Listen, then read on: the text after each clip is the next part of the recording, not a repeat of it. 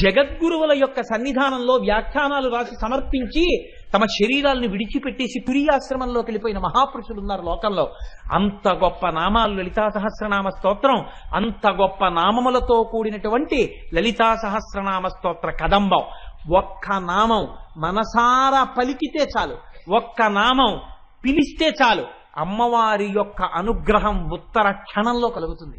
అటువంటిది రోజు ఒకసారి సభలో కూర్చుని ఆ నామం చెప్పే ముందు ఒకసారి ఆ నామాన్ని అని ఆ నామంలో ఉండేటటువంటి అర్థాన్ని కూడా వింటున్నారనుకోండి, లలితా సహస్రనామ స్తోత్రాన్ని వింటున్నప్పుడు కలిగేటటువంటి అనుగ్రహం వేరుగా ఉంటుంది. ఎందుకో తెలుసా అండి? ఆవిడ చిదగ్నికుండ సంభూత అంటే బయట కాదు ఆవిర్భవించడం, ఆవిడ ఇక్కడ ఆవిర్భవిస్తుంది. మీరు లలితా సహస్రం వింటున్నప్పుడు అమ్మవారు ఆ చిదగ్నిగుండంలోంచి బయటికి రావడం లావణ్యలహరి. అమ్మవారి యొక్క శరీరావయవములన్నింటినీ వ్యాస భగవానుడు వర్ణన చేస్తాడు. ఆ వర్ణన చేసేటప్పుడు మీకు తెలిసి కాని తెలియక కాని మీరు వింటున్నారనుకోండి, వింటున్నప్పుడు ఒక్కొక్కటి వింటుంటే ఒక్కొక్క రకమైనటువంటి ఫలితం వస్తుంది. మీకు నేను ఒక్క ఉదాహరణ మాత్రమే ఇవాళ నేను అందించే ప్రయత్నం చేస్తాను. అమ్మవారి యొక్క నాసిక గురించి మీరు వింటున్నారనుకోండి, అమ్మవారి ముక్కు గురించి వింటున్నప్పుడు అమ్మవారి ముక్కుకి ఒక ఆభరణం ఉంటుంది, దానికి ముత్యం ఉంటుంది. ఆ ముత్యం లోపలి భాగంలో ఉండి అమ్మవారు ఊపిరి తీసి విడిచిపెడుతున్నప్పుడు ఆ ముత్యం పైకొచ్చి లోపలికెడుతుంది. ఆ నామానికి వ్యాఖ్యానం వింటుండగా ఎవరికైనా హఠాత్తుగా ఒక్కసారి మనస్సులో అమ్మవారి ముక్కులోంచి బయటికొచ్చి లోపలికి వెడుతున్న ముత్యం దర్శనం అయిందనుకోండి, ఆ వంశంలో మళ్ళీ ఇంకొక శంకర భగవత్పాదులు జన్మిస్తారు. అంతటి మహాపురుషుడు, లోకానికంతటికీ బోధ చెయ్యగలిగినటువంటి జగద్గురువు దేనివల్ల పుడతాడు అంటే అమ్మవారి యొక్క నాసాభరణం గురించి వింటే.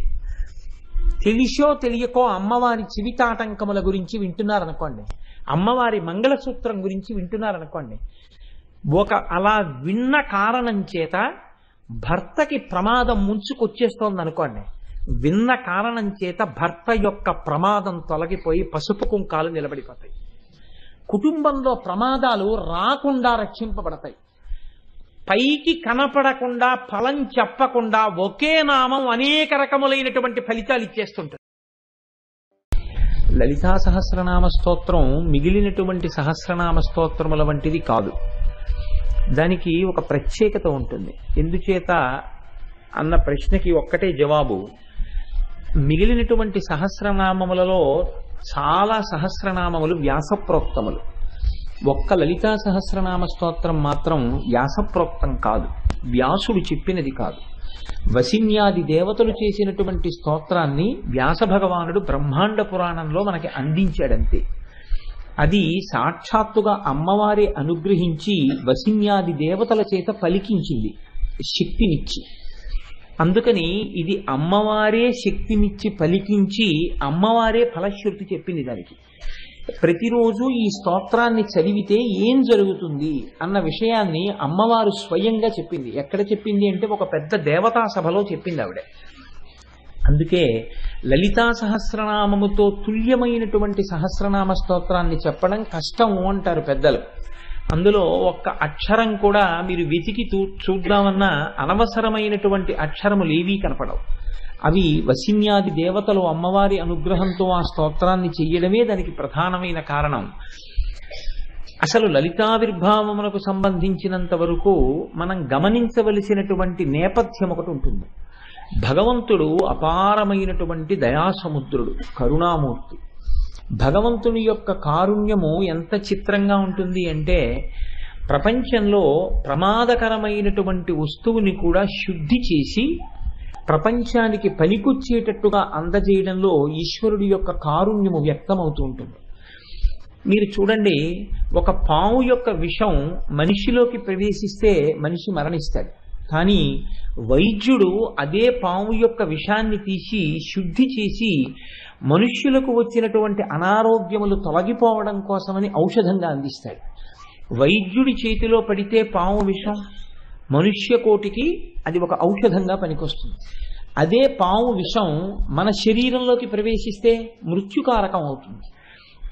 వైద్యుడి చేతిలో పడినటువంటి పాము విషం ఎలా ఓషధి గుణాన్ని పొందిందో అలాగే ఈ ప్రపంచంలో కొంతమంది అహంకారంతో గర్వంతో లోకాలన్నింటినీ కూడా ప్రమాదకరమైనటువంటి రీతిలోకి నెట్టేటట్టుగా ప్రవర్తించినప్పటికీ కారుణ్యమునకు ఆలవాలమైనటువంటి భగవంతుని యొక్క స్వరూపము, అది మీరు అమ్మవారిని పిలవండి, అయ్యవారిని పిలవండి, ఏ రూపంతో మీరు పిలిచినప్పటికీ ప్రస్ఫుటంగా ఈశ్వర కారుణ్యము వ్యక్తమవుతూ ఉంటుంది. విశేషించి అమ్మ అన్న మాట ఎక్కడుందో అక్కడ ఈ కారుణ్యం మరింత ప్రస్ఫుటంగా ఉంటుంది. లలితా సహస్రనామ స్తోత్ర ఆవిర్భావమునకు వెనక చాలా పెద్ద నేపథ్యమే జరిగింది. మిగిలినటువంటి సహస్రనామ స్తోత్రములకు వీటికి ఇంత పెద్ద నేపథ్యం ఉన్నట్లు కనపడదు. ఒక పరమభక్తుడైనటువంటి వాడు ఎక్కడో ఒక చోట కీర్తన చేస్తాడు, మంచిదే. నేను అంత మాత్రం చేత ఆ సహస్రనామముల యొక్క వైభవమును తగ్గించి మాట్లాడడం అనేటటువంటిది నా ప్రయోజనం కాదు. ఒక సహస్రనామ స్తోత్ర ఆవిర్భావము వెనుక ఉన్నటువంటి నేపథ్యము ఎంత పెద్దదై ఉన్నదో మీరు లలితా సహస్రనామ స్తోత్రాన్ని గమనిస్తే మనం కొంచెం ఆశ్చర్యపోవలసి ఉంటుంది. ఎందుచేత అంటే తారకాసుర సంహారం జరపవలసి వచ్చింది. మీరు శివమహాపురాణాన్ని అవధరించినప్పుడు తెలుసుకున్నారు, తారకాసుర సంహారం జరగాలి అంటే పార్వతీ పరమేశ్వరులకు కుమారుడు జన్మిస్తే తప్ప తారకాసురుడు నిర్జింపబడడు. కనుక మన్మధుడు పార్వతీదేవి యందు పరమశివుడు అనురక్తతను పొందడం కోసమని తనకున్నటువంటి పుష్పబాణములను విడిచిపెట్టాడు. క్రుద్ధుడైనటువంటి పరమశివుడు తన 3వ నేత్రాన్ని తెరిచాడు. ఆ 3వ నేత్రంలోంచి వచ్చినటువంటి అగ్ని జ్వాలలలో మన్మధుని యొక్క శరీరము దహించుకుపోయి ఒక పెద్ద భస్మరాశి కింద పడింది. ఇప్పుడు ఈ భస్మరాశి పడిన తరువాత ఏ ప్రయోజనం జరుగుతుందనుకుని అక్కడికి దేవతలందరూ వచ్చారో ఆ ప్రయోజనం సిద్ధించలేదు సరికదా, వారు అనుకోనటువంటి హఠాత్ పరిణామము సంభవించింది. పరమశివుడి మీద మన్మథబాణములు పడితే పార్వతీ పరమేశ్వరుల యందు అనురాగము కలుగుతుంది ఒండొరులకని దేవతలు ఆశించారు. కానీ మన్మథ దహనము జరిగింది. అందుకని ఎక్కడి దేవతలు అక్కడే సర్దుకుని వెళ్ళిపోయారు. వెళ్ళిపోయినప్పుడు అక్కడ ఇంకేమీ లేదు. మన్మధుని యొక్క శరీరము కాలిపోయి దాని భస్మరాశి పడి ఉంది. ఒక్కొక్కసారి చాలా తమాషా అయినటువంటి పనులు జరుగుతూ ఉంటాయి. ఇవి కాకతాళీయముగా జరిగాయి అని మీరు అనుకోవడానికి వీల్లేదు. ఎక్కడో ఉంటుంది భగవంతుని యొక్క సంకల్పం. ఆయన ఏదో ఊహ చేస్తాడు, లోకమునకు ఏదో ఒక ప్రయోజనమును అందించాలి. కాబట్టి గణములు అని ఉంటాయి. ఒక గణమునకు నాయకుడైనటువంటి వాడు ఆయనని గణేశ్వరుడు అంటారు. గణేశ్వరుడు అంటే గణములకు నాయకుడు అని. ఒక గణమునకు నాయకుడు గణేశ్వరుడు. చిత్రకర్మ అనేటటువంటి ఆయన ఆ ప్రాంతానికి వచ్చాడు. ఆయన ఈ బూది కుప్పని చూశాడు. నాకు చాలా బాగుంది, ఎంత తెల్లటి బూడిదో, దీంతో ఒక బొమ్మ చేస్తే బాగుంటుంది అనుకున్నాడు. ఆయన ఆ బూదితోటి ఒక బొమ్మని తయారు చేశాడు. బొమ్మని తయారు చేసి చూస్తే ఇప్పుడు ఆయన కంటికి అది చాలా అందంగా కనపడింది ఆ బొమ్మ. దానికి ప్రాణప్రతిష్ఠ జరిగింది. ప్రాణప్రతిష్ఠ జరిగితే అందులోంచి ఒక వ్యక్తి లేచాడు. అది పరమశివుడు క్రుద్ధుడై రుద్రమూర్తి అయి తన కన్ను తెరిచినప్పుడు వచ్చినటువంటి అగ్ని జ్వాలల చేత భస్మమైనటువంటి శరీరము యొక్క బూది. అందులోంచి తయారైనటువంటి వ్యక్తి కనుక వ్యగ్రతతో కూడినటువంటి స్వభావంతో ఉన్నాడు. ఇప్పుడు ఆ వ్యక్తిని చూసి చతుర్ముఖ బ్రహ్మగారు అన్నారు, భండ భండ అన్నారు. అంటే ఆయనకి అనుకోకుండానే నామకరణం జరిగింది. భండ భండ అన్నారు. అంటే ఆయన పేరు భండాసురుడు అయ్యాడు. అసురుడు ఆయనకి వెంటనే వచ్చిన పేరు కాదు. బ్రహ్మగారు ఆయన్ని పిలిచినటువంటి మాట భండ అని పిలిచారు. ఇప్పుడు ఈ భండ అసురుడయ్యాడు. అసురుడైతే రాక్షసుడైతే భండాసురుడు అయ్యాడు. ఈయనతో పాటుగా 2 జన్మించారు. వాళ్ళిద్దరిని ఆయన యొక్క సోదరులు అని పిలిచారు. వాళ్ళు విశుక్రుడు, విషంగుడు. వాళ్ళ పేర్లన్నీ అలాగే ఉంటాయి. ఆ తమాషా ఏమిటో మీరు ఎలాగో లలితా సహస్రనామ స్తోత్రానికి వ్యాఖ్యానం వస్తుంది కాబట్టి అప్పుడు విందురు. కానీ నేను ఇప్పుడు నేపథ్యంగా మాత్రమే ఆవిష్కరించే ప్రయత్నం చేస్తాను. ఈ విశుక్రుడు, విషంగుడు అనేటటువంటి సోదరులతో కలిసి భండాసురుడు లోకములనన్నింటినీ బాధ పెట్టడం ప్రారంభించాడు. ఎందుచేత అంటే మనకి ఇటువంటి రౌద్ర ప్రవృత్తితో కూడిన వాడు ఒకడు దొరికాడు. పైగా ఆయనకి భగవంతుని యొక్క అనుగ్రహం కలిగింది. రుద్రుని యొక్క అనుగ్రహం కలిగి వరాన్ని పొందాడు. తన ఎదురుగుండా ఈ బ్రహ్మాండంలో ఎవరైనా నిలబడితే, ఈ బ్రహ్మాండంలోని వారు ఎవరైనా ఆయనకి ఎదురు నిలబడితే వాళ్ళ బలంలో సగం ఆయనకి ఎడుతుంది. కాబట్టి కొన్ని వేల సంవత్సరముల దీర్ఘాయుష్మంతుడు. ఇటువంటి వాడే మనకు కావాలి మన శత్రువులందరితో పోరాటం చెయ్యాలంటే. కాబట్టి ఇప్పుడు రాక్షసులందరూ వచ్చి ఈ భండాసురుణ్ణి నాయకుడిగా మూర్ధాభిషిక్తుణ్ణి చేసేశారు. చేసేసి ఇప్పుడు ఆయనకి విశుక్రుడు విషంగుడు అనేటటువంటి సోదరులు కూడా బయలుదేరారు. వీళ్ళ ముగ్గురు కలిసి అపారమైనటువంటి శక్తివంతులు. అపారమైన శక్తివంతులు కనుక రెండు పనులు చేస్తుంటారు. ఒకటి, తాము భోగం అనుభవిస్తారు. రెండు, ఆ భోగము వేరొకరు అనుభవిస్తే వాళ్ళు తట్టుకోలేరు. అదే రాక్షస ప్రవృత్తి అంటే. శరీరమునకు బలము ఉన్నప్పుడు ఈశ్వరుణ్ణి చేరుకునేటటువంటి ప్రయత్నం ఎవడు చేస్తున్నాడో వాడికి ఈశ్వరానుగ్రహం ఉన్నది అని గుర్తు. శరీరంలో బలం ఉండగా అది కేవలము భోగమునకు మాత్రమే వాడుకున్నవాడు ఆపదని గమనించలేకపోతున్నాడు, కాలము వెళ్ళిపోతోందని తెలుసుకోలేకపోతున్నాడు. తాను భోగమునందు లాలసతో ఉండడమే కాకుండా వేరొకడు ఎటువంటి భోగమును అనుభవించకూడదనేటటువంటి దృష్టికోణం కూడా పొంది ఉన్నటువంటి వాడినే రాక్షసుడు అని పిలుస్తారు.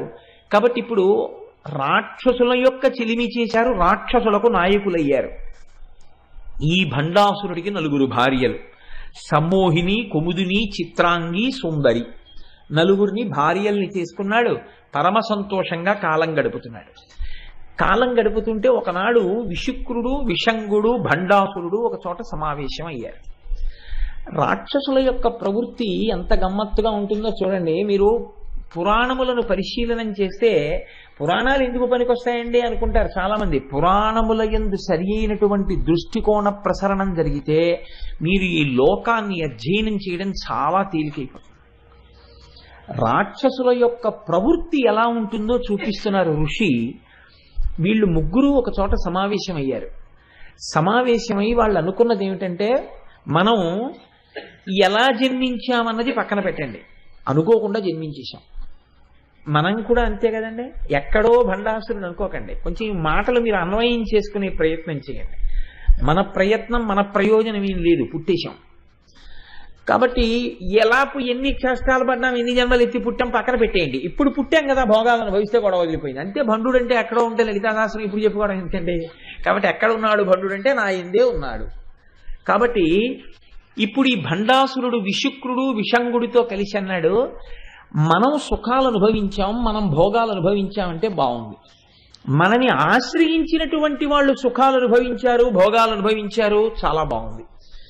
మనకి ఎవరు జయ జయధ్వానం చేస్తారో, ఎవరు మనని ప్రభువుగా అంగీకరించారో, ఎవరు మన మోచేతి కింద నీరు తాగి బతుకుతున్నామని గులాములై ఉన్నారో అటువంటి వాళ్ళు సుఖములు అనుభవిస్తే మనకేం అభ్యంతరం లేదు. అటువంటి వారెవరు? రాక్షసులు. కాబట్టి రాక్షసులను అనుభవించని. కానీ మనని నాయకుడిగా అంగీకరించినటువంటి జాతులు కొన్నున్న ఈ ప్రపంచంలో, ఈ బ్రహ్మాండంలో. అవి యక్ష గంధర్వ కిన్నెర కింపురుష దేవతలతో ప్రారంభించి మనుష్య జాతితో సహా ఎన్నో జాతులున్నాయి. వీళ్ళెందుకు అనుభవించాలి భోగం? మనం అనుభవించామంటే దానికి అర్థం ఉంది. సుఖం అనుభవిస్తాం, వాడెందుకు అనుభవించాలి సుఖం? మీరు చూడండి, ఒక్కొక్కడు తాను సుఖపడతాడు, ఇంకొకడు సుఖపడ్డాన్ని చూడలేడు. మీరు చూడండి, కొంతమంది దగ్గర ఒక గమ్మత్తు ఉంటుంది. తను కూర్చుని ఉంటాడు, వేరొకరిని కూర్చోమని అండం. ఎందుకనంటే లోపల భండుడు ఉన్నాడు, నేను కూర్చోవచ్చు, ఆయన కూర్చోవడం ఏమిటి నా ముందు అంటే కూర్చోమండం. ఎందుకు అనలేడు అంటే కుర్చీ ఖాళీగా అన్నా ఉంచుతాడు తప్ప తన ముందు కూర్చోవడం అంగీకరించలేడు.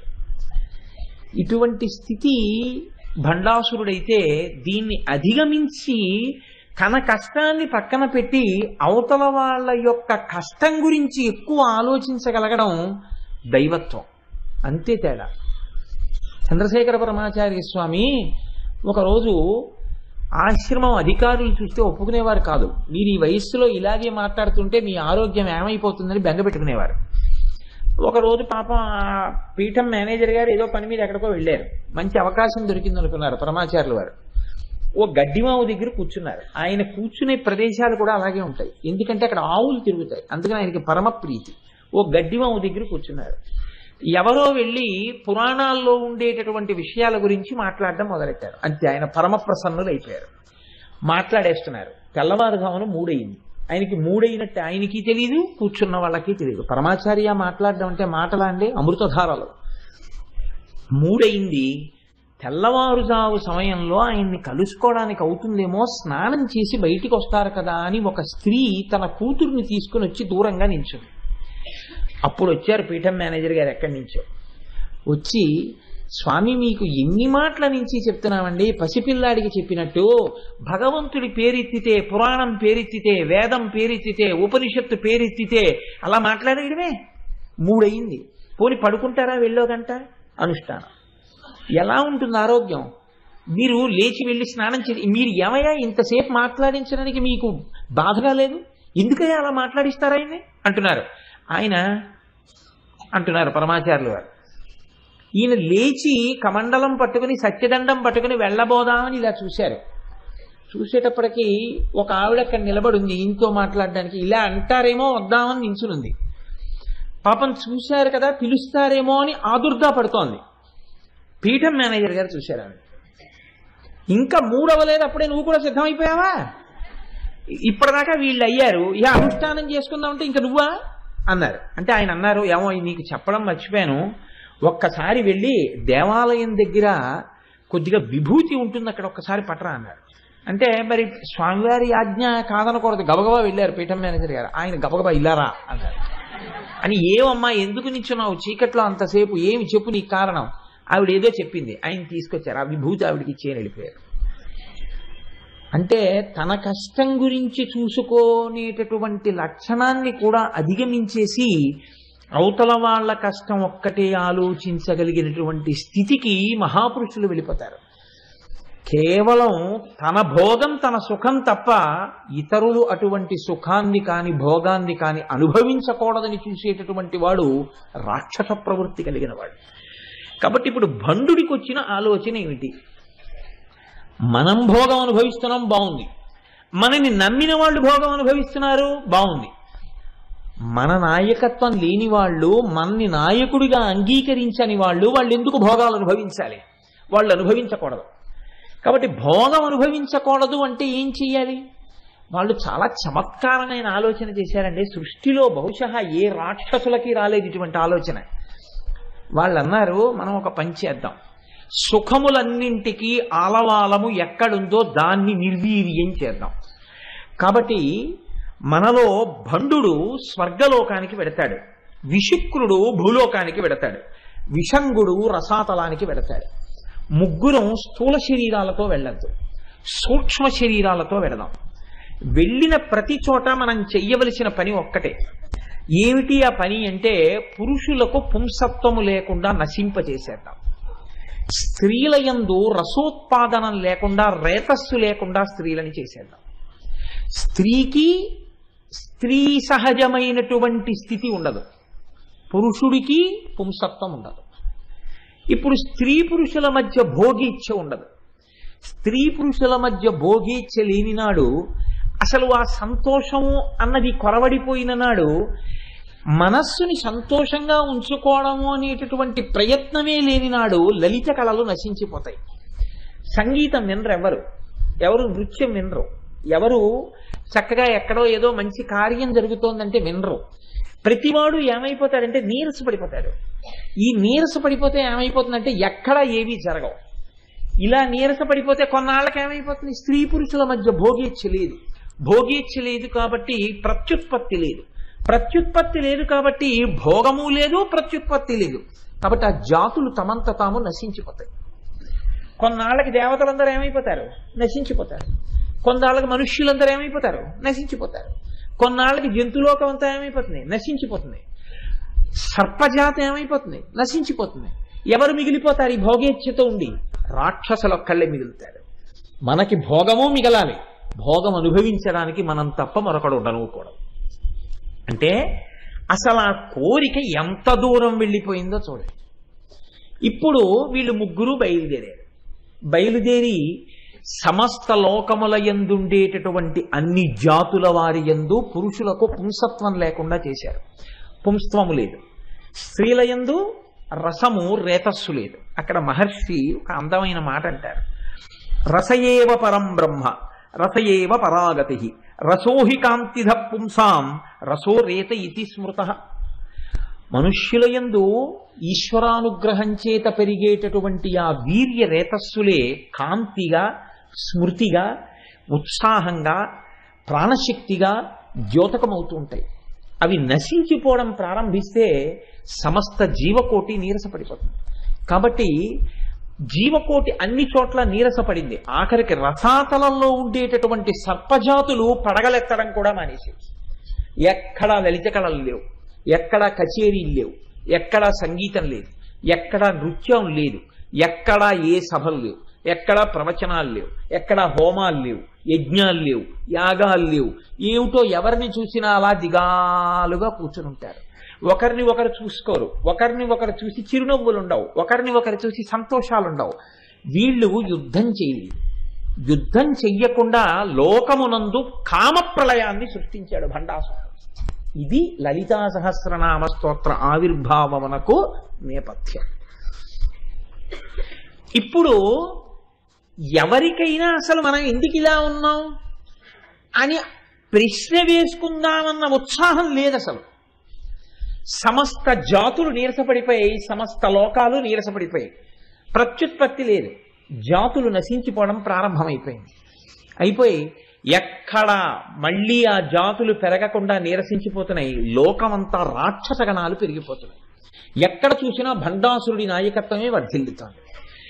ఈ స్థితిలో ఒక చిత్రమైనటువంటి స్థితి ఏర్పడింది. దేవతలు గుర్తించారు, ఇదంతా భండాసురుడి వలన జరుగుతోంది. వాడు తన సోదరులతో కలిసి పైకి కనపడకుండా మిగిలినటువంటి రాక్షసులలా యుద్ధం చెయ్యకుండా సూక్ష్మ రూపంతో అన్ని లోకములలో ప్రవేశించి అన్ని జాతుల యొక్క తేజస్సుని పాడి చేస్తున్నాడు. ఇప్పుడు ఈ భండాసురుణ్ణి నశింప చెయ్యాలి అంటే ఎవరు నశింప చేస్తారు? స్థితికారుడు కనుక ఎప్పుడైనా ఇటువంటి రాక్షసులతో ఇబ్బంది వస్తే ఇంతకుముందు మనని రక్షించిన వాడు కనుక భగవానుడు శ్రీ మహావిష్ణువుని ప్రార్థన చేద్దాం. అందరూ కలిసి వైకుంఠానికి వెళ్ళారు. ఆయన్ని ప్రార్థన చేశారు. ఆయన అన్నారు, ఇత పూర్వం నేను అవతారములను స్వీకరించి మిమ్మల్ని అందరినీ కాపాడినటువంటి మాట పరమ యథార్థం. కానీ ఈ బ్రహ్మాండమునకు సంబంధించినంత వరకు భండాసురుడి దగ్గర ఒక వరం ఉంది. ఆయన ముందు ఈ బ్రహ్మాండంలో ఉన్నటువంటి ఎవ్వరూ పనికిరారు, సగం బలాన్ని తీసుకుంటాడు. కాబట్టి ఇప్పుడు ఈ బ్రహ్మాండానికి ఆవలి ఉన్న వారిని తీసుకొచ్చి ఈ బ్రహ్మాండంలో ఉన్న భండాసురుణ్ణి నిర్జింపచేయాలి. అందుకే బ్రహ్మాండము అంటే కోడిగుడ్డులా ఉంటుంది అని ఆ రోజుల్లో ఋషులు పేరు దానికి బ్రహ్మాండము, అండము, గుడ్డు అన్న పేరు పెట్టారు. ఆ తర్వాత కాలంలో ఎప్పుడో ఈ మధ్య అదంతా ఓవెల్ షేప్ లో ఉంటుంది, ఇలా ఉంటుంది, గుడ్డులా ఉంటుందని చెప్పారు. కానీ ఎప్పుడు చెప్పిన మాట అండి ఋషులు ఇది. కాబట్టి ఇప్పుడు ఈ బ్రహ్మాండమునకు బయటికి వెళ్ళాలి. మనం వెళ్ళి పిలవాలి దేవతల్ని, ఒక మహానుభావుణ్ణి పిలవాలి, ఒక తల్లిని పిలవాలి, ఆవిడ రావాలి. ఆవిడ వస్తే భండాసురుణ్ణి నిర్జిస్తుంది. ఇప్పుడు మనందరం అసలు బయటికి వెళ్ళడం ఎలాగని అడిగారు. అడిగితే ఒక గొప్ప యజ్ఞం ఒకటి చెయ్యాలి. హిమాలయ పర్వతం మీద కొన్ని వందల ఎకరాలలో ఆ యజ్ఞ ప్రాంగణాన్ని ఏర్పాటు చేయాలి. చాలా గొప్పగా చెప్పారండి. ఇవన్నీ చేస్తే వాడికి తెలియకుండా ఉంటుందా? వాడు గూఢచారులతో తిరుగుతున్నాడు. ఎక్కడ ఎవడు కదిలినా వాడు పసిగడతాడు. ఏం చేయడం? వాడికి ఎప్పుడూ ఉన్న కోరిక ఏమిటి? ఇతరులు అనుభవించకూడదు, తాను భోగం అనుభవించాలి కదా. కాబట్టి వాడు బాగా భోగం అనుభవించడం కోసమని ఇంతకుముందు ఎప్పుడూ వాడు కని విని ఎరుగనటువంటి 2 కాంతల్ని నేను సృష్టిస్తాను, అక్కడికి పంపుతాను. వాడు ఆ కాంతలతో రతికేలిలో మునిగి తేలుతూ ఉంటాడు, ఆ సుఖమునందు ఉంటాడు. అప్పుడు మనం నిశ్శబ్దంగా ఎవ్వరికీ తెలియకుండా ఇక్కడ హోమగుండాన్ని నిర్మాణం చేద్దాం. పదండని చెప్పి శ్రీ మహావిష్ణువు దేవతలందరినీ వెంట పెట్టుకుని బ్రహ్మాండము యొక్క అంచు దగ్గరికి తీసుకుని వెళ్ళారు. ఇప్పుడు ఈ అంచులోంచి బయటికి వెళ్ళాలి. బ్రహ్మాండం బయటికి వెళ్ళి బ్రహ్మాండం బయట ఉన్న వారిని ఆహ్వానం చెయ్యాలి. అందుకని ఇప్పుడు వీళ్ళు వెళ్ళి ఆ బ్రహ్మాండానికి రంధ్రం చేశారు. రంధ్రం చేసి అంచులోంచి మెల్లిగా రంధ్రంలోంచి బ్రహ్మాండము యొక్క పైభాగమునకు వెళ్ళారు. అవతల భాగానికి వెళ్ళి నిలబడ్డారు. వెళ్ళి నిలబడితే ఏముంటుంది? నత్ర సూర్యోభాతి చంద్రతారకం నేమా విద్యుతోభాతి కుతోయమగ్ని. అటువంటివి ఎన్ని కోట్ల బ్రహ్మాండములు, ఇన్ని బ్రహ్మాండములకు ఎంతమంది అధినాథులు, ఇన్ని బ్రహ్మాండాలున్నాయో ఇలాగా. ఇప్పుడు ఎవరొచ్చి రక్షిస్తారు, ఎవరిని పిలవాలి? వాళ్ళకి అనుమానం వచ్చింది. ఇప్పుడు వాళ్ళన్నారు మనం పిలుద్దాం. అసలు ఎవరిని పిలిస్తే మనకి కావలసినటువంటి శక్తి పుట్టేటట్టుగా చేస్తాడో అటువంటి మహానుభావుడు శంభుదేవుడు ఉన్నాడు. ఆయన్ని మనందరం ఎలుగెత్తి పిలుద్దాం, పిలిస్తే తప్పకుండా పలుకుతాడు. కనుక రండి అందరూ కలిసి స్తోత్రం చెయ్యండి శంభుదేవుణ్ణి అన్నారు. ఆ శంభుదేవుడి గురించి మీరు చేసినటువంటి ప్రార్థనే మనందరం చేశామే ప్రారంభంలో, అదే దేవతలందరూ పరమశివుణ్ణి ఉద్దేశించి ఆ శంభుదేవుణ్ణి ఉద్దేశించి పిలిచారు. జయపాలనయన శ్రీ తలోలనయన చితశైలనయన సర్వా జయకాల కాల జయ మృత్యు మృత్యు జయ దేవ దేవ శంభో. ఇందాక మీరు చదివారు కదా, అదే స్తోత్రాన్ని దేవతలందరూ కలిసి పిలిచారు. పిలిస్తే అందులో మీరు పెద్ద వివరణ చెయ్యవలసింది ఏముండదు. అందులో పరమశివుని యొక్క గుణములన్నీ ఆవిష్కరింపబడి ఉంటాయి. శంభుదేవుడు అక్కడికి వచ్చాడు.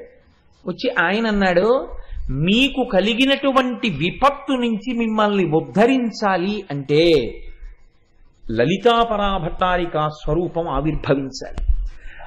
అటువంటి స్వరూపం ఆవిర్భవించాలి అంటే ఒక గొప్ప యజ్ఞం ఒకటి మనం చెయ్యాలి. ఆ హోమగుండంలోంచి అమ్మవారు పైకొస్తుంది. శ్రీ మహావిష్ణువు ఇప్పటికే భండాసురుణ్ణి మోహమునందు ముంచెత్తడానికి ఇద్దరు వనితల్ని సృష్టించారు.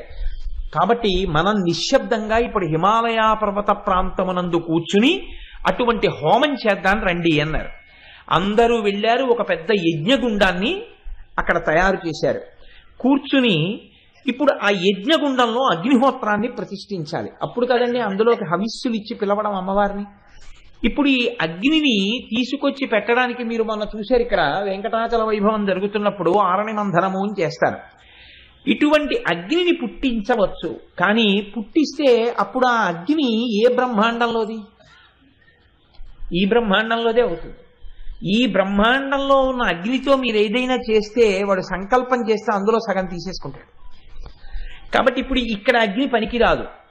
కాబట్టి ఇప్పుడు అగ్ని ఎలాగా అని ఆలోచించారు. వాడు ఎంత ఉపద్రవం తీసుకొచ్చాడో చూడండి భండాసురుడు.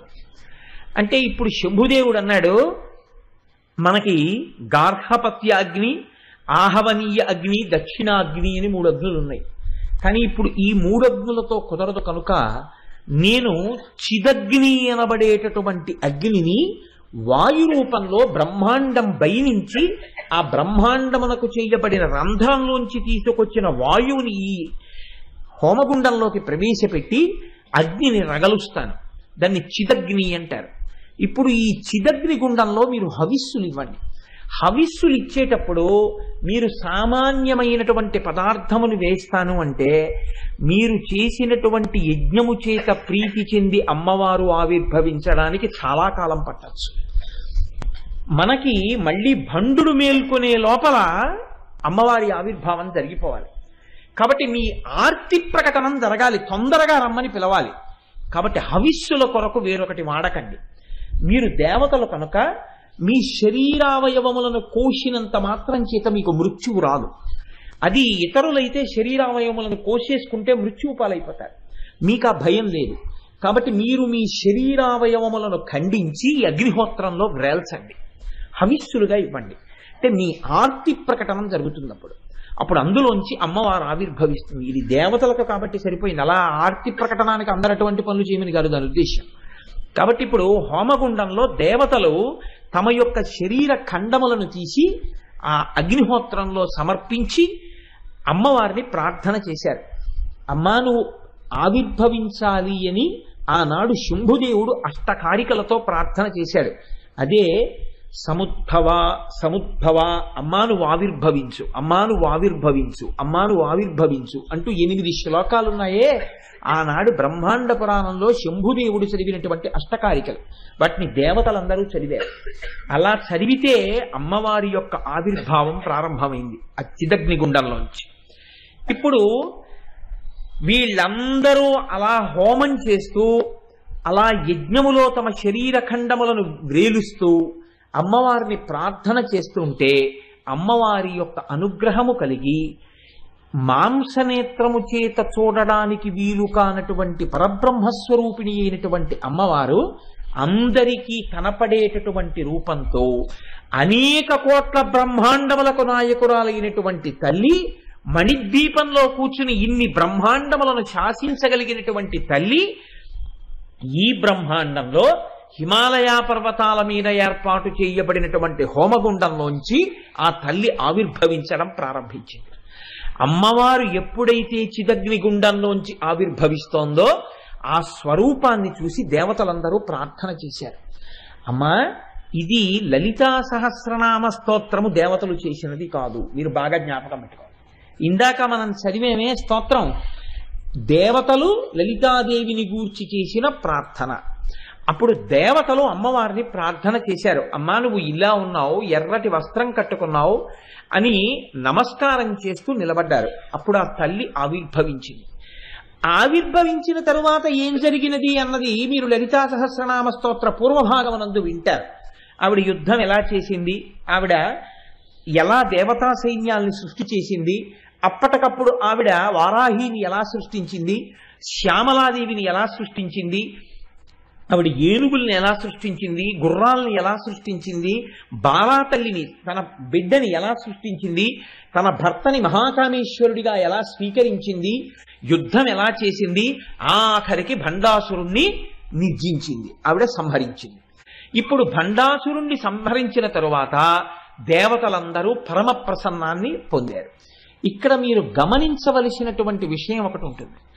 అమ్మవారు ఆవిర్భవించడానికి కారణం ఏమి, దానికి ఇలా చేస్తే ఆవిర్భవించినది అని చెప్పడానికి ఒక ప్రత్యేకమైనటువంటి శైలి ఏదైనా వాళ్ళు పాటించారని చెప్పడం కుదురుతుందా అంటే, దానికి పెద్దలు అంటారు, ఒక మాట చెప్తారు, ఘృత కాఠిన్యవత్. అంటే నెయ్యి కరిగి ఉంటుంది, కరిగి ఉన్నటువంటి నీటికి ఒక రంగు ఉండదు, ఒక రూపం ఉండదు. కానీ దానికి చల్లటి గాలి తగిలిందనుకోండి, వెంటనే అది ఘనీభవిస్తుంది, ఘనీభవించి ముద్దలా అవుతుంది. ఇప్పుడు ముద్దలా ఉన్నటువంటి నీతిని మీరు చేత్తో పట్టుకోవచ్చు, ముద్దలా ఉన్నటువంటి చేతికి ఒక రూపం ఉంటుంది, ఒక రంగు ఉంటుంది, మీకు తెలుస్తుంది. కరిగినటువంటి నెయ్యి చల్లటి గాలికి పేరుకున్నట్టే భగవంతుని యొక్క నిర్గుణమైనటువంటి స్వరూపము భక్తుల యొక్క ఆర్తి అనబడేటటువంటి, భక్తి అనబడేటటువంటి చల్లతనం తగిలితే ఈ కంటితో చూడడానికి వీలైనటువంటి సాకారమును పొందుతుంది. అందుకే అంతటా నిండి నిబిడీకృతమైనటువంటి పరమాత్మ ఒక అవతారమును దాల్చాలి అంటే దానికి ముందు ఒక స్తోత్రం ఉంటుంది, ఒక ప్రార్థన ఉంటుంది. దేవతలో ఋషులో ఎవరో ప్రార్థన చేస్తారు. ఆ ప్రార్థనని మన్నించి భగవంతుడు ఒక రూపాన్ని పొందుతాడు. అందుకే వేదం అజాయమానో బహుధా విజాయతే అంటుంది. ఇన్ని రూపాలు ఎందుకండి సనాతన ధర్మంలో, ఇంతమంది దేవుళ్ళు ఎందుకండి అని అడుగుతుంటారు. నీకెన్ని కష్టాలున్నాయో అన్ని భగవంతు రూపాలు ఉంటాయి. కారణం ఏమిటో తెలుసా అండి, ఒక్కొక్కడికి ఒక్కొక్క కష్టం వచ్చినప్పుడు ఒక్కొక్క రూపంలో ఈశ్వరుడు రావాలని అడిగాడు, ఆ రూపంలో ఈశ్వరుడు వచ్చాడు. చెయ్యగలిగిన నేర్పరితనం ఉండాలి, కానీ ఒక్క కొయ్య దుంగ పట్టుకుని అందులోంచి పిచుకలు చేస్తాడు, అందులోంచి బొమ్మలు చేస్తాడు, దశావతారాలు చేస్తాడు, కుండలు చేస్తాడు, మూకుళ్ళు చేస్తాడు, ఇన్ని చేస్తాడు. ఒక్క కొయ్య ముక్క పట్టుకుని అందులోంచి ఏనుగులు చేస్తాడు, గుర్రాలు చేస్తాడు, ఇన్ని చేస్తాడు. మీరు బొమ్మల గూట్లో ఇవన్నీ పెట్టి పిల్లల్ని తీసుకెడితే ఇవి గుర్రాలు, ఇవి ఏనుగులు, ఇవి దశావతారాలు, ఇవి రాముడు, ఇది ధనస్సు, ఇది కుండ, ఇది మూకుడు, ఇది మూత, ఇన్ని మాటలు చెప్తారు. కానీ అదంతా కొయ్యే. కొయ్యని ఇన్ని రూపములుగా మార్చినటువంటి కమ్మరివాడిలా, మట్టినే ఇన్ని రూపాలుగా మార్చిన కుమ్మరివాడిలా ఈశ్వరుడు ప్రసన్నుడైతే భక్తుల యొక్క భక్తి అనబడేటటువంటి చల్లతనం ఆయనకి తగిలితే ఘనీభవించి భగవంతుడు ఒక రూపాన్ని పొందుతాడు. కాబట్టి ఇప్పుడు లలితాదేవి కూడా ఒక రూపాన్ని అలా పొంది ఆవిడ ఆవిర్భవించింది. ఇప్పుడు ఈ ఆవిర్భవించినటువంటి తల్లి భండాసురుణ్ణి నిర్జించిన తరువాత, మీ అందరికీ కావలసినటువంటి పని నేను చేసి పెట్టాను, భండాసురుణ్ణి నిర్జించాను, ఇప్పుడు లోకములన్నీ ప్రశాంతతని పొందాయి, అందరూ మళ్ళీ ఉత్సాహాన్ని పొందారు, అందరూ మళ్ళీ సంతోషాన్ని పొందారు, అన్ని జాతులు మళ్ళీ పెరుగుతాయి. ఇక నేను బయలుదేరి నా యొక్క మణిద్వీపానికి వెళ్ళిపోతున్నాను, నా యొక్క నిజ స్థావరం ఏదుందో ఆ స్థావరానికి పరిపాలనా కేంద్రానికి బయలుదేరుతున్నానన్నారు. అంటే దేవతలు ఋషులు అందరూ ఆనాడు అమ్మవారిని ప్రార్థన చేశారు. అమ్మా, కష్టం ఎందుకు వచ్చిందో మాకు తెలియదు, కానీ ఇది ఒక గొప్ప అనుగ్రహానికి హేతువైంది. పాము విషం వైద్యుడి చేతిలో పడితే ఔషధి అయినట్టు భండాసురుడు పెట్టినటువంటి కష్టాలకి నిన్ను ప్రార్థన చేయడం మాకు ఒక పెద్ద ఉపకారం చేస్తోంది. నువ్వు ఇక్కడి నుంచి వెళ్ళిపోవడానికి వీల్లేదు. నీవు 16 చోట్ల ఈ భూమండలంలో ఉండాలి, ఈ బ్రహ్మాండంలో. కాబట్టి ఈ 16 చోట్ల నువ్వు ఉన్న ప్రాంతాలని కూడా శ్రీపురములు అని పిలుస్తారు. 16 పేర్లు శ్రీపురములే. కాబట్టి 16 శ్రీపురములను నిర్మించడం కోసమని మేము మయుణ్ణి విశ్వకర్మని ప్రార్థన చేస్తాం. 16 చోట్ల నువ్వు వెలియాలి తల్లి అన్నారు. ఇప్పుడు మీరు ఆలోచించండి, అంత ఉన్నది కొయ్యని గుర్రంగా మారిస్తే గుర్రం, ఉన్నది కొయ్య ఏనుగ్గా మారిస్తే ఏనుగు, ఉన్నది కొయ్య రాముడిగా చెక్కితే రాముడు, ఉన్నది కొయ్య కృష్ణుడిగా చెక్కితే కృష్ణుడు. కానీ అది మాత్రం కొయ్య, లోపల ఉన్నది కొయ్య లేకుండా మాత్రం ఇవేమీ లేవు. ఇవి లేకపోయినా కొయ్య మాత్రం ఉంటుంది. అలాగే అమ్మవారిని 16 చోట్ల 16 పేర్లతో ఉండమని అడిగారు వీళ్ళు. ఎన్ని పేర్లతో పిలిస్తే ఆవిడికి అభ్యంతరం? మీ ఇష్టం, ఏ పేర్లతో నన్ను ఉండమని కోరుకుంటున్నారు, ఎక్కడెక్కడ ఉండమని కోరుకుంటున్నారు. ఇది భక్తి అంటే. వాళ్ళు అనుగ్రహాన్ని పొంది వదిలిపెట్టలేదు, వాళ్ళు అలా అడిగారు కాబట్టే మనకి లలితా సహస్రం వచ్చింది. వాళ్ళు అన్నారు, అమ్మ నువ్వు 16 చోట్ల నిలబడాలి అన్నారు. ఎక్కడెక్కడా అని అడిగింది తల్లి. మేరు పర్వతం, నిషధ పర్వతం, హేమకూటం, హిమాలయం, గంధమాదనం, నీలగిరి, మేషగిరి, శృంగగిరి, మహేంద్రగిరి, లవణ సముద్రం, ఇక్షు సముద్రం, సురా సముద్రం, ఘృత సముద్రం, దధి సముద్రం, క్షీర సముద్రం, జల సముద్రం. ఈ అన్ని చోట్ల, ఈ 16 చోట్ల నువ్వు స్థిర నివాసివై ఉండాలి. ఏ ఏ పేర్లతో ఉండమంటారు అని అడిగింది తల్లి. ఈ పేర్లు వింటే చాలండి, దేవతలు అమ్మవారిని ప్రార్థన చేసి తెచ్చుకున్నటువంటి పేర్లు. అందుకే ఆ నామములను విన్నంత మాత్రం చేత అమ్మవారి యొక్క అనుగ్రహం కలుగుతూ ఉంటుంది. కామేశ్వరీపురి, భగమాలినీపురి, నిత్యక్లిన్నాపురి, భేరుండాపురి, వస్నివాసినీపురి, మహావజ్రేశ్వరీపురి, శివదూతీపురి, త్వరితాపురి, కులసుందరీపురి, నిత్యాపురి, నీలపతాకాపురి, విజయాపురి, సర్వమంగళాపురి, జ్వాలామాలినీపురి, చిత్రాపురి, మహానిత్యాపురి అని 16 పేర్లతో అమ్మవారి పేరుతో ఉన్నటువంటి పురంగా, అసలన్నిటికీ పేరు శ్రీపురాలి. 16 పేర్లతో అమ్మవారు 16 ప్రాంతములలో వెలిసింది. ఆ తల్లి వెలిసిందంటే దేవతల ప్రార్థనని అనుసరించి 16 ప్రాంతములందు నిలబడి ఈ బ్రహ్మాండాన్నంతటినీ ఆ తల్లి తన యొక్క రక్షణ కవచంలోకి తీసుకుంది. ఈ ఆవిర్భవించినటువంటి తల్లి యొక్క స్వరూపానికి ఋషులు ఒక పేరు పెట్టారు. ఆ పేరే లలిత అన్నారు. లలిత అన్న పేరు ఎందుకు పెట్టారు, ఏ కారణం చేత పెట్టారు? ఏదో పెట్టాలనిపించి పెట్టారా, లేకపోతే లలిత అని పిలవడం వెనకాతల ఏదైనా హేతు ఉందా అంటే, లోకానతీత్య లలతే లలిత తేన చోచ్యతే. ఈ తల్లి లోకములన్నింటినీ మించిపోయినటువంటి అతిశయంతో కూడినటువంటి తల్లి కనుక, అంతటి సౌందర్యమును పొంది ఉన్న తల్లి కనుక లోకానతీత్య లలతే లలిత తేన చోచ్యతే. ఆ తల్లికి లలిత అని ఉచ్యతే పిలవబడినది. కానీ ఇక్కడ మీరు ఒక విషయాన్ని ఆలోచించండి, కొంచెం మీరు జాగ్రత్తగా పరిశీలన చేస్తే ఒక విషయాన్ని మీరు గమనించవలసి ఉంటుంది. అమ్మవారు లోకములనన్నింటికన్నా కూడా అతిశయమైనటువంటి అందంతో ఉంది అని మీరు మాట అన్నారనుకోండి, అప్పుడు అది భక్తి అవుతుందా, అమ్మవారి సౌందర్యాన్ని ఎంచడం అవుతుందా? మీరు కొంచెం జాగ్రత్తగా ఆలోచించండి. అమ్మ అందాన్ని బిడ్డలు ఎంచవచ్చా? అమ్మ చాలా అందంగా ఉందండి, బ్రహ్మాండాలన్నింటినీ మించిపోయినటువంటి అందంతో మా అమ్మ ఉంది అని పేరు పెట్టి పిలిచి, అందుకని మేము లలిత అని పిలుస్తున్నాం, అందుకని లోకానతీత్య లలితే లలిత తేన చోచ్యతే అంటూ అసలు అలా అనొచ్చా? అంటే ఇక్కడ పెద్దలు అన్నారు, ఒక విషయాన్ని నువ్వు జ్ఞాపకం పెట్టుకోవలసి ఉంటుంది అన్నారు. ఇది బాహ్య సౌందర్యమును గూర్చి చెప్పినటువంటి మాట నిజమే, కానీ భగవంతుని యొక్క అనుగ్రహం కానీ, లోపల ఉండేటటువంటి మంచితనం కానీ, దయ కానీ, ప్రధానంగా మీరు దయ అన్న విషయం గురించి ఆలోచించండి. ఎందుకంటే అమ్మవారి యొక్క గుణములలో దయ ఒకటి అని ఎవరైనా అన్నారనుకోండి, ఖచ్చితంగా అది తప్పు మాట. అమ్మవారి యొక్క గుణములలో దయ ఒకటి కాదు, అమ్మయే దయ. అమ్మని ఏమనాలంటే ఆవిడ దయాస్వరూపిణి అన్నారు. అమ్మవారి యొక్క ప్రధానమైనటువంటి తత్వమే దయ. ఇప్పుడు ఒక వ్యక్తి పైకి అందంగా ఉండకపోవచ్చు, చూడగానే అబ్బాయి ఏమిటండి ఆయన అలా ఉన్నారు అని మీకు అనిపించవచ్చు, కానీ ఆయన గొప్ప దయాశాలి కావచ్చు. ఒక వ్యక్తి పైకి చాలా అందంగా కనపడచ్చు, కానీ వాడు పరమ మోసగాడు కావచ్చు, నిర్దయుడు కావచ్చు. అందము దయ రెండూ ఒకచోటే ఉండాలి అని మీరు ఎప్పుడైనా ఊహించి నిర్ధారణ చేసి చెప్పగలరా?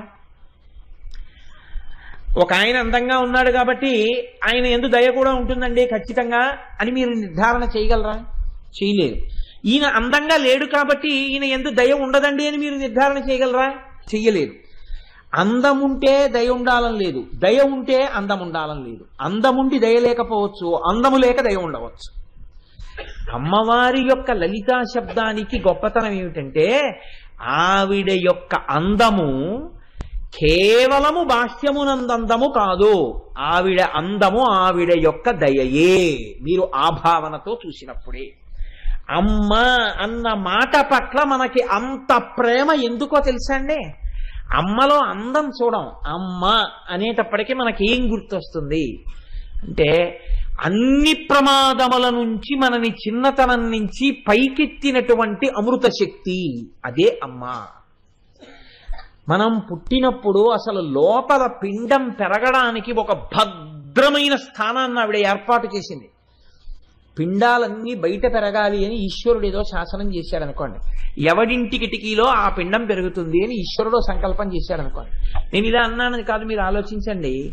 అసలు చాలా మంది మీ లోకంలో ఉండవు, ఎందుకంటే చీమలో పురుగులో పక్షులో ఏవో ఒకటి తినేస్తాయి. కానీ తన కడుపులో పెట్టుకుని అమ్మ తన కడుపుని గర్భాలయం చేసి మనల్ని పెంచింది. అమ్మ తాను మృత్యు సదృశమైనటువంటి బాధను అనుభవించి తాను మనని ప్రసవించింది. అమ్మ తన రక్తాన్ని పాలగా మార్చి మనకి పట్టింది. మనం చెయ్యకూడని రీతిలో అల్లరి చేస్తే అమ్మ దాన్ని క్షమించింది. ఏదైనా ఒప్పుకుంటుంది. మంగళసూత్రం పట్టుకుంటే ఏ స్త్రీ ఒప్పుకోదు. మన ఆటలన్నీ చిన్నతనంలో అమ్మ మంగళసూత్రం పట్టుకుని, అయినా అమ్మ శుతిమెత్తగా మన వేళ్లు విడిపించింది తప్ప మంగళసూత్రం పట్టుకుంటావా అని చేయి తిప్పిలేదు. మనం మలమూత్రాలు విసర్జించుకుని మంచంలో పడుకుని ఉంటే మడిబట్టని కూడా చూడకుండా ఆవిడ తన పవిట కొంగుతో వీలైతే మన శరీరాన్ని శుభ్రం చేసింది. మనం నోట్లో కూడా మలాన్ని పెట్టుకుంటే ఆ తల్లి నోరు కడిగి ఆ నోరు వాసన చూసి ఇంకా ఎక్కడైనా ఉండిపోయిందేమో అని మన నోరంతా పవిట కొంగుతో శుభ్రం చేసింది. చెవిలోకి చీమ వెళ్ళి మనం ఏడుస్తుంటే పుల్ల కోసం చూడకుండా వెంటనే పవిట కొంగుని తిరిపెట్టి కళ్ళమ్మట నీళ్లు పెట్టుకుని నోట్లో పెట్టి ఆ తడితో ఉన్నటువంటి తిరిమి చెవిలో పెట్టి చీమని పైకి తీసిందమ్మ. అమ్మ అవడానికి, అమ్మతనం చూపించడానికి ట్రైనింగ్ క్లాసులు ప్రపంచంలో లేవు. ఎంత నిర్దయతో కూడిన వ్యక్తి అయినా అయి ఉండొచ్చు, అంతకుముందు ఏ దయ తెలిసి ఉండకపోవచ్చు, ఏమీ తెలిసి ఉండకపోవచ్చు.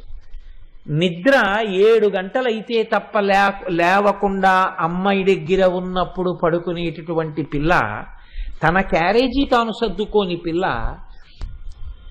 రేపు నీకు పిల్లలు పుడితే ఎలాగే అని తల్లి తండ్రి అడిగితే అబ్బా అవన్నీ ఎందుకు లేదురు అనే పిల్ల, తనకొక్క పసిపిల్లవాడు పుట్టేటప్పటికీ తాను తనకిష్టమైనా సరే, ఇంతకుముందు సన్నటి జల్లు వస్తుంటే బయటికి వెళ్ళి తడవడం ఎంత సరదాయో ఆ పిల్లకి. ఇప్పుడు ఆ పిల్లకి ఎవరు చెప్పక్కర్లేదు, ఆ పిల్ల బయటికి వెళ్ళి తడవదు. ఏమే కిటికీలోంచి చూస్తున్నావు బయటికి వెళ్ళటం లేదే అంటే వీడికి పరిశ్రమ పడుతుందేమో అని భయం అమ్మా అంటూ. ఇలా నువ్వు బయటికి వెళ్ళకు అని ఎవరైనా ముందు ట్రైనింగ్ ఇచ్చారా? దానికి ఏమైనా కాలేజెస్ ఉన్నాయా? ఉండవు. మహానుభావుడు అదేంటి బసవేశ్వర పురాణంలో అంటాడు, మొగ్గ లోపల పువ్వు యొక్క తావిదాగినట్టు ప్రతి ఆడదానిలో అమ్మవారు మాతృమూర్తిగా దాక్కునుంది. ఆ మాతృమూర్తిగా అమ్మవారు లోపల వికసనాన్ని పొందకపోతే ఈ సృష్టి లేదు.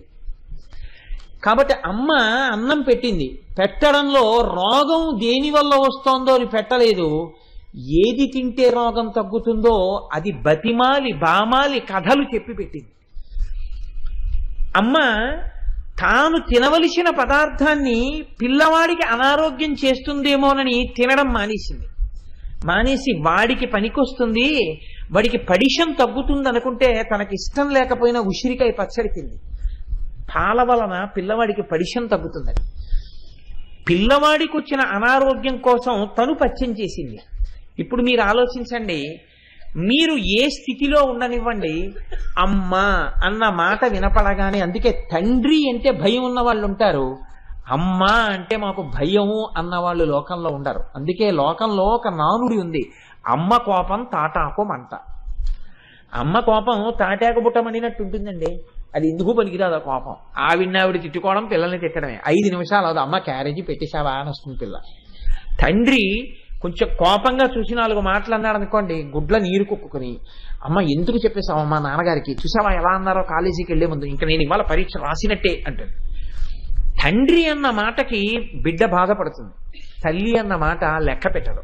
ఎందుకంటే అమ్మ యొక్క ప్రేమ అటువంటిది. అసలు ఆ ప్రేమ పిల్లలు ఎంత కటువుగా ప్రవర్తించనివ్వండి, అమ్మ అంత ఆశీర్వచనం చేస్తూనే ఉంటుంది. గొడ్డలి పట్టుకొచ్చి చందనపు చెట్టుని నరుకుతుంటే చందనపు చెట్టు సువాసనని ఇస్తూనే ఉంటుంది. ఉడికిపోతున్న అన్నం తినడానికి తేలికైనటువంటి రీతిలో మెత్త పడిపోతూనే ఉంటుంది. చెరుకు కర్రని పట్టుకుని కత్తితో నరికినా, పంటి మధ్య పెట్టి నలిపినా తీయదనాన్ని స్రవిస్తుంది. అమ్మ అన్న వ్యక్తిని మీరెంత బాధ పెట్టినా ఆశీర్వచనం చేయడమే అమ్మకొస్తుంది. కాబట్టి అమ్మతనం కన్నా భద్రత ఎక్కడుంది? కాబట్టి అమ్మ అన్న మాట ఎక్కడుందో అక్కడ శోభ ఉంది, శోభ ఎక్కడ ఉందో అక్కడ శుభం ఉంది. శోభ శుభం. అమ్మ అన్న మాట ఎక్కడ ఉందో అక్కడ భగం ఉంది. భగము అంటే అద్భుతం. ఈ భగములోంచి భాగ్యం ఉంది, ఈ భాగ్యములోంచి సౌభాగ్యం ఉంది కదండి. ఆ భగము భాగ్యం అయింది. అమ్మే లేకపోతే భాగ్యం ఏదండి? తండ్రిని మించిన గురువు లేడు, తల్లిని మించిన దైవం లేదు. ప్రపంచంలో దరిద్రుడన్నవాడు ఎవరైనా ఉంటే తల్లి లేనివాడు ఒక్కడే దరిద్రుడు. ఎన్ని ఉన్నా తల్లి లేనివాడు దరిద్రుడే, ఏమీ లేకపోయినా తల్లి ఉన్నవాడు భాగ్యవంతుడే. ఎంతమంది ఉన్నా, ఎన్ని పుస్తకాలున్నా తండ్రి లేనివాడు గురువుని పొందడంలో కొంచెం ఈశ్వరానుగ్రహం పోగొట్టుకున్నవాడే. ఎంత స్వతహాగా పాండిత్యం ఉన్నా తండ్రి యొక్క చేరువు కూడా దొరికి ఉంటే వాణ్ణి మించినటువంటి శిష్యుడిగా అదృష్టాన్ని పొందినవాడు వేరొకడు లోకంలో ఉండేవాడు కాడు. కాబట్టే అమ్మ అంటే అమ్మే. కాబట్టి ఇప్పుడు ఆ అమ్మలోంచే భగం వచ్చింది, అమ్మలోంచి భాగ్యం వచ్చింది, అమ్మలోంచి సౌభాగ్యం వచ్చింది, అమ్మలోంచే అన్నీ వచ్చాయి. ఇక్కడ లోకంలోనైనా అంతే.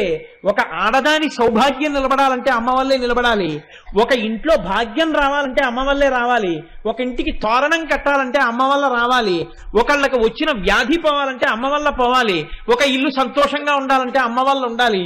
ఆర్తితో పిలవగానే పలకాలంటే అమ్మ తప్ప వేరొక దైవం లేదు. ఈ మాట నేనంటే నేను ఇంకొక దైవ స్వరూపాన్ని కించపరిచినట్లు ఎంత మాత్రం కాదు.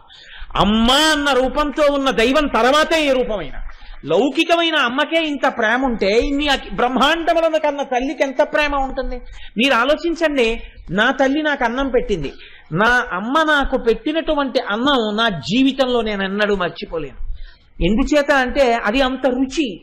అమ్మ వండింది అంటే అందులో రుచి చూడడం తెలియదు. తను అన్నం తినడానికి ఎన్ని పదార్థములతోనైనా తినడానికి కోట్లు ఉన్న ఒక ఐశ్వర్యవంతుడు తాను తినడమే కాకుండా రోజు ఒక 100 మందికి అన్నదానం చేస్తూ, ఆ అన్నదానం చేసేటప్పుడు వచ్చి 100 మందికి అన్నం పెడుతుంటే అక్కడ నిలబడి, అబ్బా ఈశ్వరుడు నాకు ఎంత అనుగ్రహించాడో, ఈ 100 మంది ఆకలి తీర్చగలిగానని, అయ్యా మెల్లగా తినండి, మెల్లగా తినండి, కంగారు పడకండి, కడుపు నిండా తిన్నారా అని అడుగుతున్నాడు అనుకోండి ఒక ఐశ్వర్యవంతుడు. ఈ నిర్భాగ్యులైన 100 మంది దరిద్రులు ఆయన వంక చూసి అంటారు, మహారాజా ఎంత మంచివాడివయ్యా, 100 బతకవయ్యా నాయన, నువ్వు తినగలిగినా మాకు పెట్టడమే కాకుండా కడుపు నిండా తినండి బాబు, మెల్లిగా తిన్నారా, తొందరపడకండి, తొందరగా తినకండి, పదార్థాలు బాగున్నాయా, కావాలంటే ఇంకొంచెం వేసుకోండి అని అంత ప్రేమగా అడిగావా తండ్రి, నువ్వు 100 బతకవయ్యా, నీ వంశం వర్ధిల్లాలయ్యా అంటారు.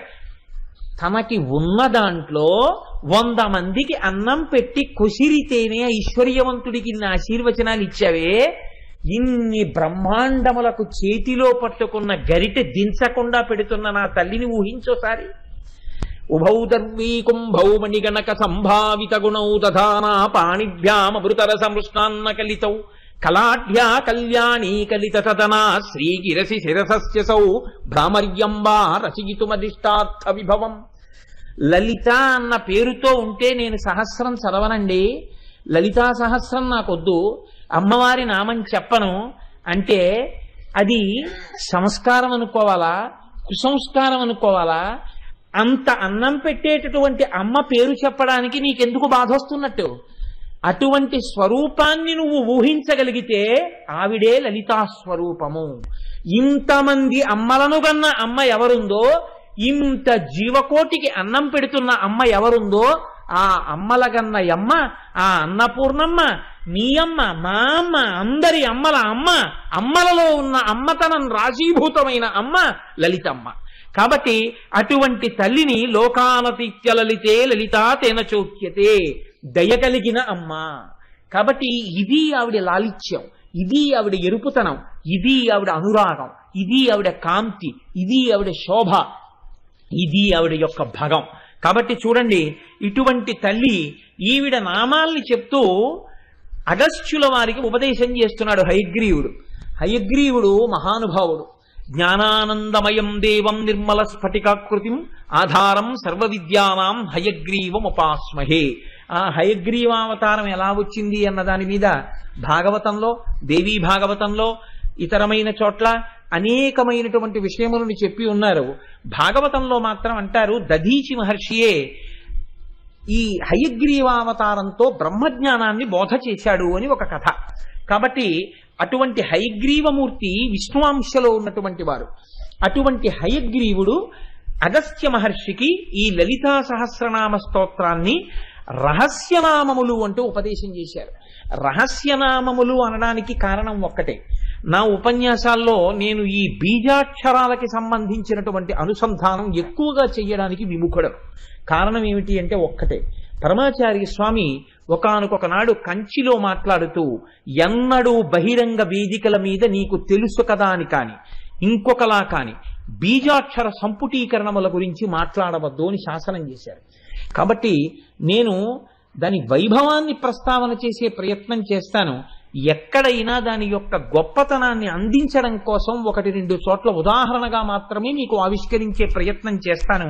మధ్యలో ఎక్కడో ఆ సందర్భం వచ్చినప్పుడు లలితా స్తోత్రాన్ని, లలితా నామములను రహస్యనామములు అని చెప్పడానికి ఒక కారణం ఉంది.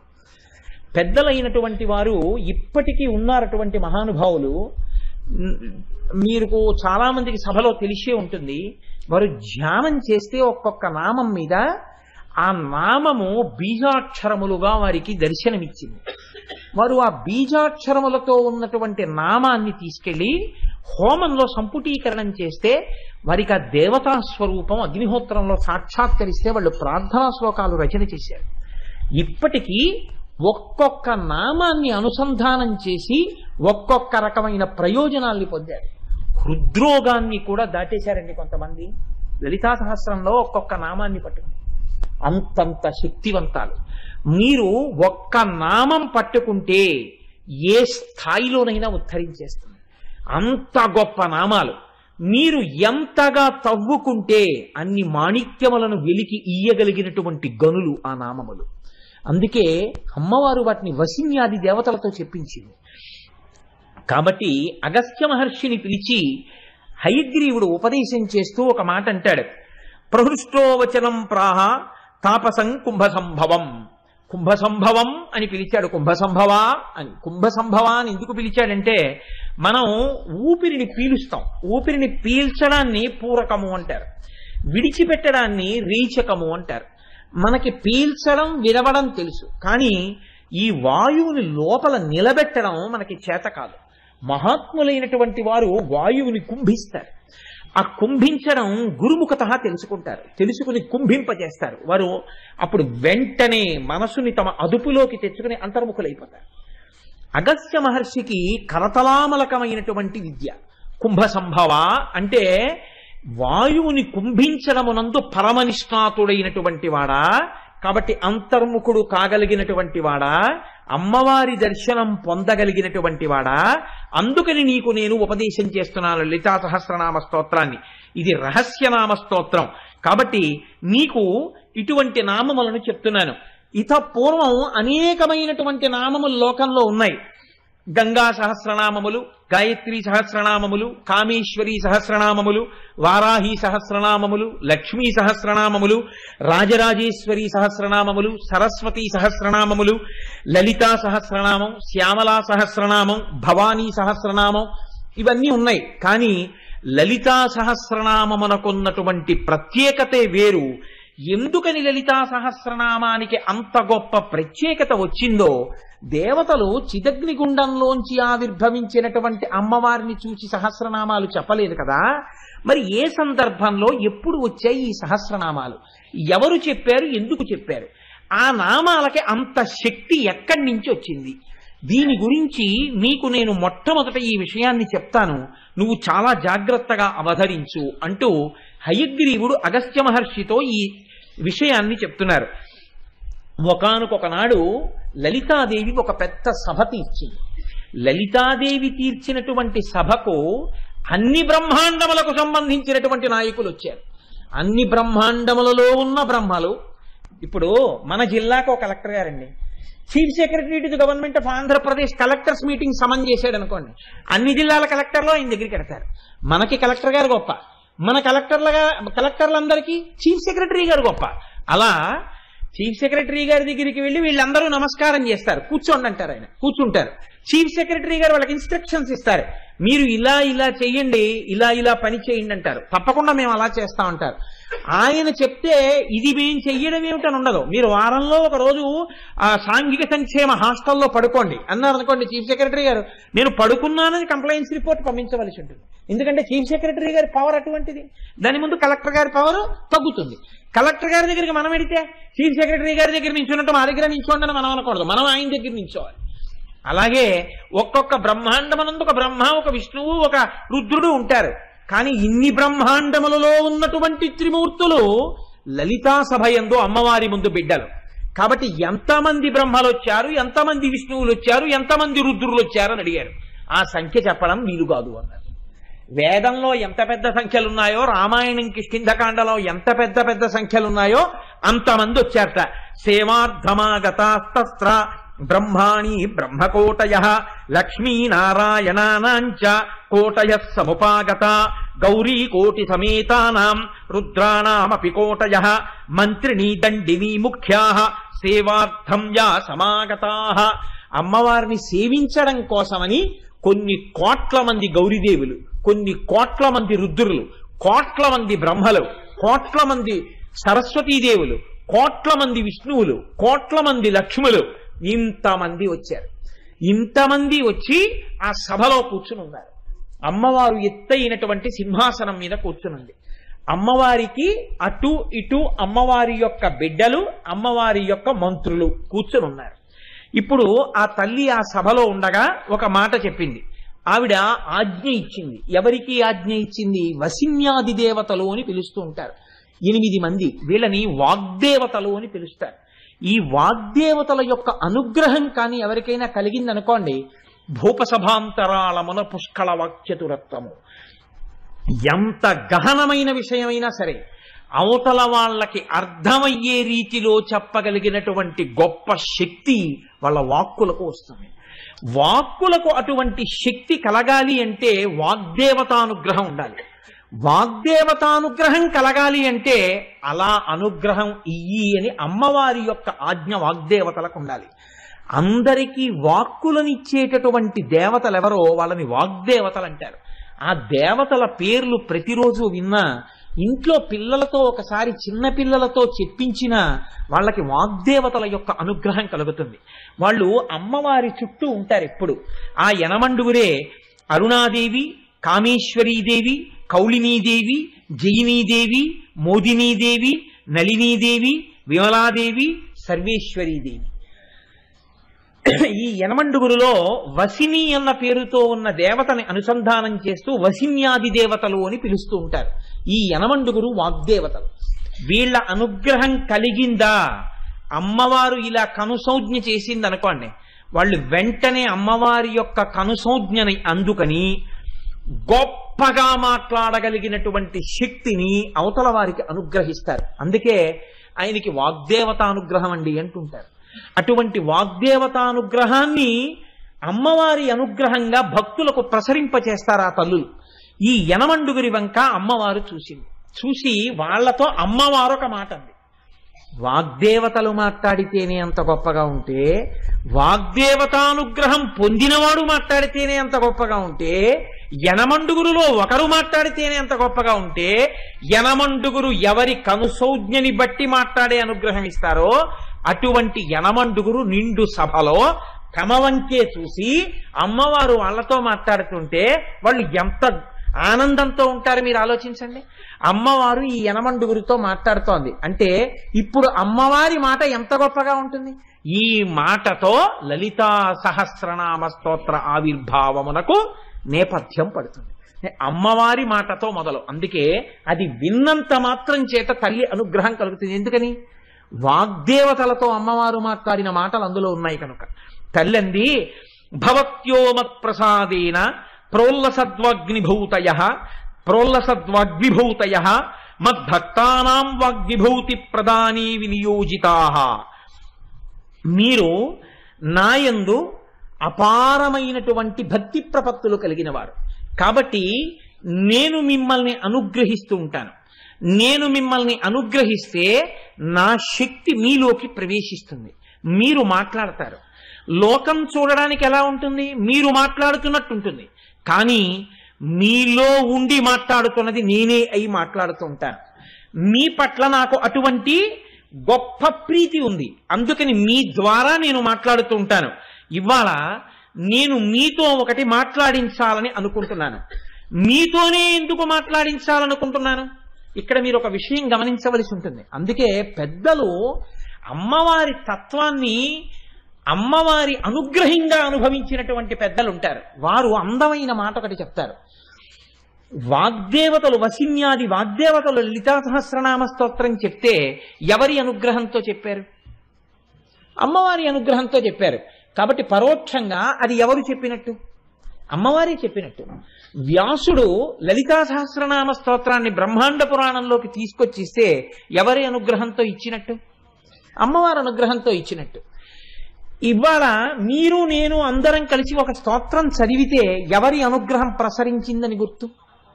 అమ్మవారి అనుగ్రహం ప్రసరించిందని గుర్తు. లేకపోతే కూర్చోరు, చదవలేరు మీరు. అలాగే శంకరాచార్యులు వారు సౌందర్యలహరి రచన చేస్తే ఎవరి అనుగ్రహం ప్రసరించిందని గుర్తు? అమ్మవారిదే. కాబట్టే శంకరాచార్యులు వారు సౌందర్యలహరంతా చేసి చిట్ట చివరో మాట చెప్పారు. ప్రదీపజ్వాలాభిర్దివసకర నీరాజన విధి సుధాసూతే సవ్యోపల జలల వైరర్ఘ్యరచన అంటూ, అమ్మా చంద్రకాంత శిలల నుంచి స్రవించేటటువంటి నీటిని తీసుకొచ్చి చంద్రుడికి అర్ఘ్యం ఇస్తే ఎలా ఉంటుందో, అలాగే సముద్రంలో ఉండేటటువంటి నీటిని తీసి సముద్రానికి తర్పణ ఇస్తే ఎలా ఉంటుందో, స్వకీయైరంబోభిస్సలిల నిధి సాహిత్యకరణం, అందులో ఉండే నీళ్లు తీసి సముద్రానికి తర్పణ ఇచ్చాడు. సూర్య భగవానుడికి ఎదురుగుండా ఓ దీపం పెట్టి సూర్యుడికి నీరాజనం ఇచ్చాడు. ఈ మూడు ఎలా ఉంటాయో అలాగే తల్లి నీవు ఇచ్చిన వాక్కులు నాలోకొస్తే నేను చెప్పినటువంటి వాక్కులు నీ గురించి నేను చెప్పానన్నా అలాగే ఉంటుంది. నేను చెప్పడం ఏమిటి? నువ్వు నాలో ఉండి నాతో చెప్పిస్తున్నావు. లేకపోతే నేను చెప్పడం అన్నది ఉంటుందా? అసలు ఉండదు. నువ్వే పలుకుతున్నావు నాలోంచి. కాబట్టి సౌందర్యలహరి నేను పలికానా, నువ్వు పలికావా? నువ్వే పలికావు. వాగ్దేవతానుగ్రహం కలిగింది కాబట్టి పలికాను, లేకపోతే పలకడం ఉంటుందా? ఉండదు. వాగ్దేవతానుగ్రహం కలిగిందంటే ఎందుకు కలిగింది? వాగ్దేవతల పక్క నువ్వు చూసి కనుసైగ చేశావు వాడిలో అనుగ్రహించని. కాబట్టి అనుగ్రహిస్తే పలుకుతోంది ఉపాధి. కాబట్టి నువ్వే నాలోంచి పలుకుతున్నావు అన్నారు శంకరాచార్యుల వారు. ఎందుకు పలికిస్తున్నాను వసిన్యాది దేవతలతోనే? అమ్మవారు చెప్తోంది వివరణ. ఆవిడంది, మచ్చక్రస్య రహస్యజ్ఞ మమ నామ పరాయణాః మమ స్తోత్ర విధానాయ తస్మాదాజ్ఞాపయామి వహ. మీరు నాకు సంబంధించినటువంటి శ్రీచక్ర రహస్యాలన్నీ మీకు తెలుసు. నాకు సంబంధించినటువంటి నామముల వెనకాతల ఉన్న రహస్యమంతా మీకు తెలుసు. మీరు నా స్తోత్రమంతా మీరు తెలుసున్నవారు. మీరు నా ఆజ్ఞని అనుసరించి ప్రవర్తించేటటువంటి అపారమైన భక్తి కలిగిన వారు. అంటే ఇప్పుడు అమ్మవారి యొక్క ఉద్దేశ్యం ఏమిటి? ఈ నామములను వీరి చేత పలికించి లోకమునకు అనుగ్రహాన్ని కటాక్షించాలి. ఈ నామములను పలికిన వారికి అనుగ్రహాన్ని ఇవ్వాలి. అందుకని వసిన్యాది దేవతలతో ఈ నామాలు పలికించాలి. శ్రీచక్ర రహస్యాలు తెలియాలి అంటే ఈ నామముల ద్వారా తెలియాలి. తెలుసున్న వసిన్యాది దేవతలతో చెప్పించాలి. చెప్పిస్తే ఈ నామాలలో శ్రీచక్ర రహస్యాలు తెలుస్తాయి. తెలిస్తే శ్రీచక్రార్చన చెయ్యగలుగుతాడు.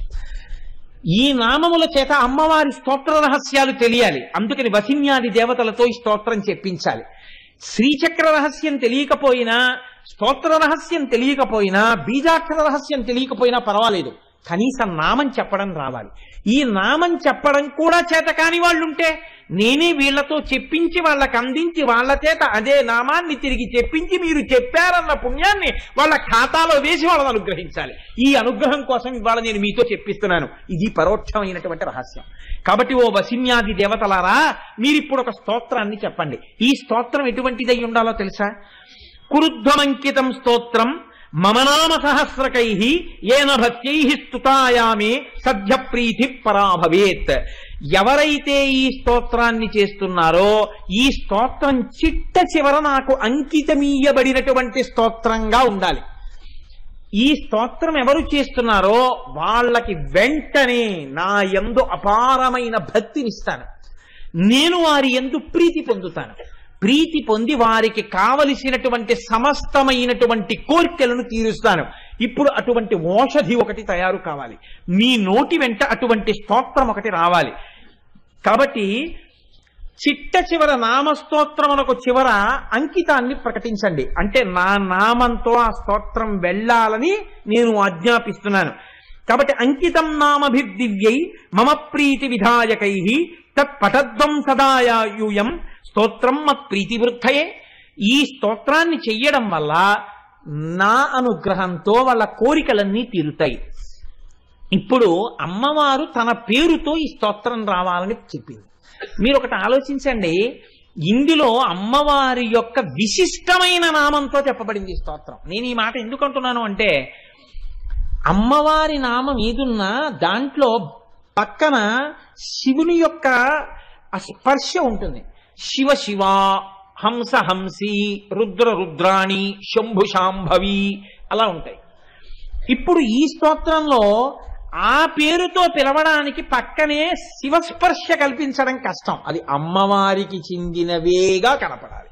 అందుకే ఏవం లలితానామ్యాం, లలిత అన్న పేరుతోనే పిలిచారు. అంకితం చిట్ట చివర చేశారు. ఇవి లలితానామములు. అమ్మ ఎంత గొప్పదైనా పేరుతో మొదలెట్టకూడదు. అమ్మ ఎంతో గొప్పదైపోయిందని అమ్మ ఆ పిల్లవాడు పుట్టినప్పుడు అమ్మ మామూలుగా ఒక గృహిణి పిల్లవాడికి 5వ క్లాసో 6వ క్లాసులోనో పాఠాలు చెప్తున్నప్పుడు వాడితో హోంవర్క్ చేయిస్తూ, ఏమండి ఉత్తినే కూర్చోవడం ఎందుకు, నేను డిగ్రీ కడతానంది అమ్మ. డిగ్రీ కట్టింది. భర్త ప్రోత్సహించాడు. ఆ తరువాత పిల్లవాడు మెల్లిగా ఇంటర్మీడియట్కి వచ్చాడు. అమ్మ చెప్పేది లేదు, కానీ వాడు నిద్రపోకుండా టీ క్లాస్ కట్టు కూర్చుంటుంది. ఉత్తినే కూర్చోవడం ఎందుకండి, నేను పీజీకి కడతానంది, ఎంఏ కట్టింది. పిల్లవాడు పాస్ అయ్యాడు, అమ్మ పాస్ అయింది. పిల్లవాడు ఇంటర్మీడియట్ పాస్ అయ్యాడు, అమ్మ ఎంఏ పాస్ అయింది. పిల్లవాడు డిగ్రీ ఫస్ట్ ఇయర్ చదువుతున్నాడు, ఎంసెట్కి ప్రిపేర్ అవుతున్నాడు, ఐఐటికి ప్రిపేర్ అవుతున్నాడు. వీడితో సమానంగా నేను ఉత్తినే కూర్చోవడం ఎందుకంటే సివిల్స్కి ప్రిపేర్ అవుతానంది. అమ్మ గ్రూప్ 1కి సెలెక్ట్ అయింది, సివిల్స్కి ప్రిపేర్ అయ్యి. అమ్మకి డైరెక్ట్ గా ఆర్డీఓ ఇచ్చారు. పిల్లవాడు ఇంజనీరింగ్ లో జాయిన్ అయ్యాడు. వీడు ఒక 5 సంవత్సరాల్లో ఇంజనీర్ అయ్యాడు. ఈలోగా అమ్మకి ఐఏఎస్ కన్ఫర్ చేశారు. ఈ పిల్లవాడు 5 ఏళ్లు చేసి ఒక మిడిల్ లైన్ మేనేజర్ అయ్యాడు. ఈలోగా అమ్మ సీనియర్ ఐఏఎస్ ఆఫీసర్ అయింది. అమ్మ సీనియర్ ఆఫీసర్ అయిపోయి ఇప్పుడు secretary to government of Andhra Pradesh అయింది, ఏదో ఒక డిపార్ట్మెంట్కి. వీడు వెళ్ళి అమ్మ ఛాంబర్లోకి వెళ్ళి అమ్మ గదిలోకి వెళ్ళి అందరూ అధికారులు ఎలా లేచి నిలబడతారో అలా వీడు కూడా అమ్మ దగ్గర నిలబడి అదేంటి, ఓ అగ్రికల్చరల్ సెక్రటరీ గారు మీతో మాట్లాడడానికి వచ్చాను మేడం గారు అన్నాడు అనుకోండి. అమ్మ అంటుంది వెంటనే కళ్ళదోడు తీసి పక్కన పెట్టి, ఏమిట్రా పిచ్చి మాటలో మేడం ఏమిటి, అంటే అగ్రికల్చరల్ సెక్రటరీ ఏంటి, అలా నువ్వు ఎప్పుడు అనకు, అలా అనకూడదు, తప్పు. నేను ఎప్పుడు నీకు అమ్మనే, అమ్మ అని పిలు. అమ్మని పట్టుకుని అమ్మ ఎంత గొప్పదైనా మేడం అని కొడుకు అన్నాడు అనుకోండి, అమ్మ చిన్నబుచ్చుకుంటుంది. అందుకే ఆవిడ లలితాదేవియే కావచ్చు, ఆ మాట అనడానికి వసిన్యాది దేవతలు సాహసించలేదు. ముందు శ్రీమాత అమ్మే, బిడ్డలకి అమ్మతనమే. శ్రీమాత అంటూ మొదలెట్టారు, కానీ స్వరూపమే వరిది. ఏవం లలితాదేవ్యాం నాం సహస్రకన్యగు. అందుకని నా పేరుతో అంకితం అంది కాబట్టి లలితాదేవి యొక్క నామములు అని చిట్ట చివర పూర్తి చేశారు. ఇక్కడ మీరు ఒక విషయాన్ని గమనించండి, తల్లి ఏమంటోంది, ఈ నామములను చదివినటువంటి వారికి నేను సమస్తము ఈడేరుస్తాను అంటోంది. సమస్తము ఈడేరుస్తాను అన్నప్పుడు ఇక్కడ ఒక ప్రతిబంధకం రాదా? ఎందుకు రాదు? ఎందుకండి మీకు అనుమానం అని అడగచ్చు.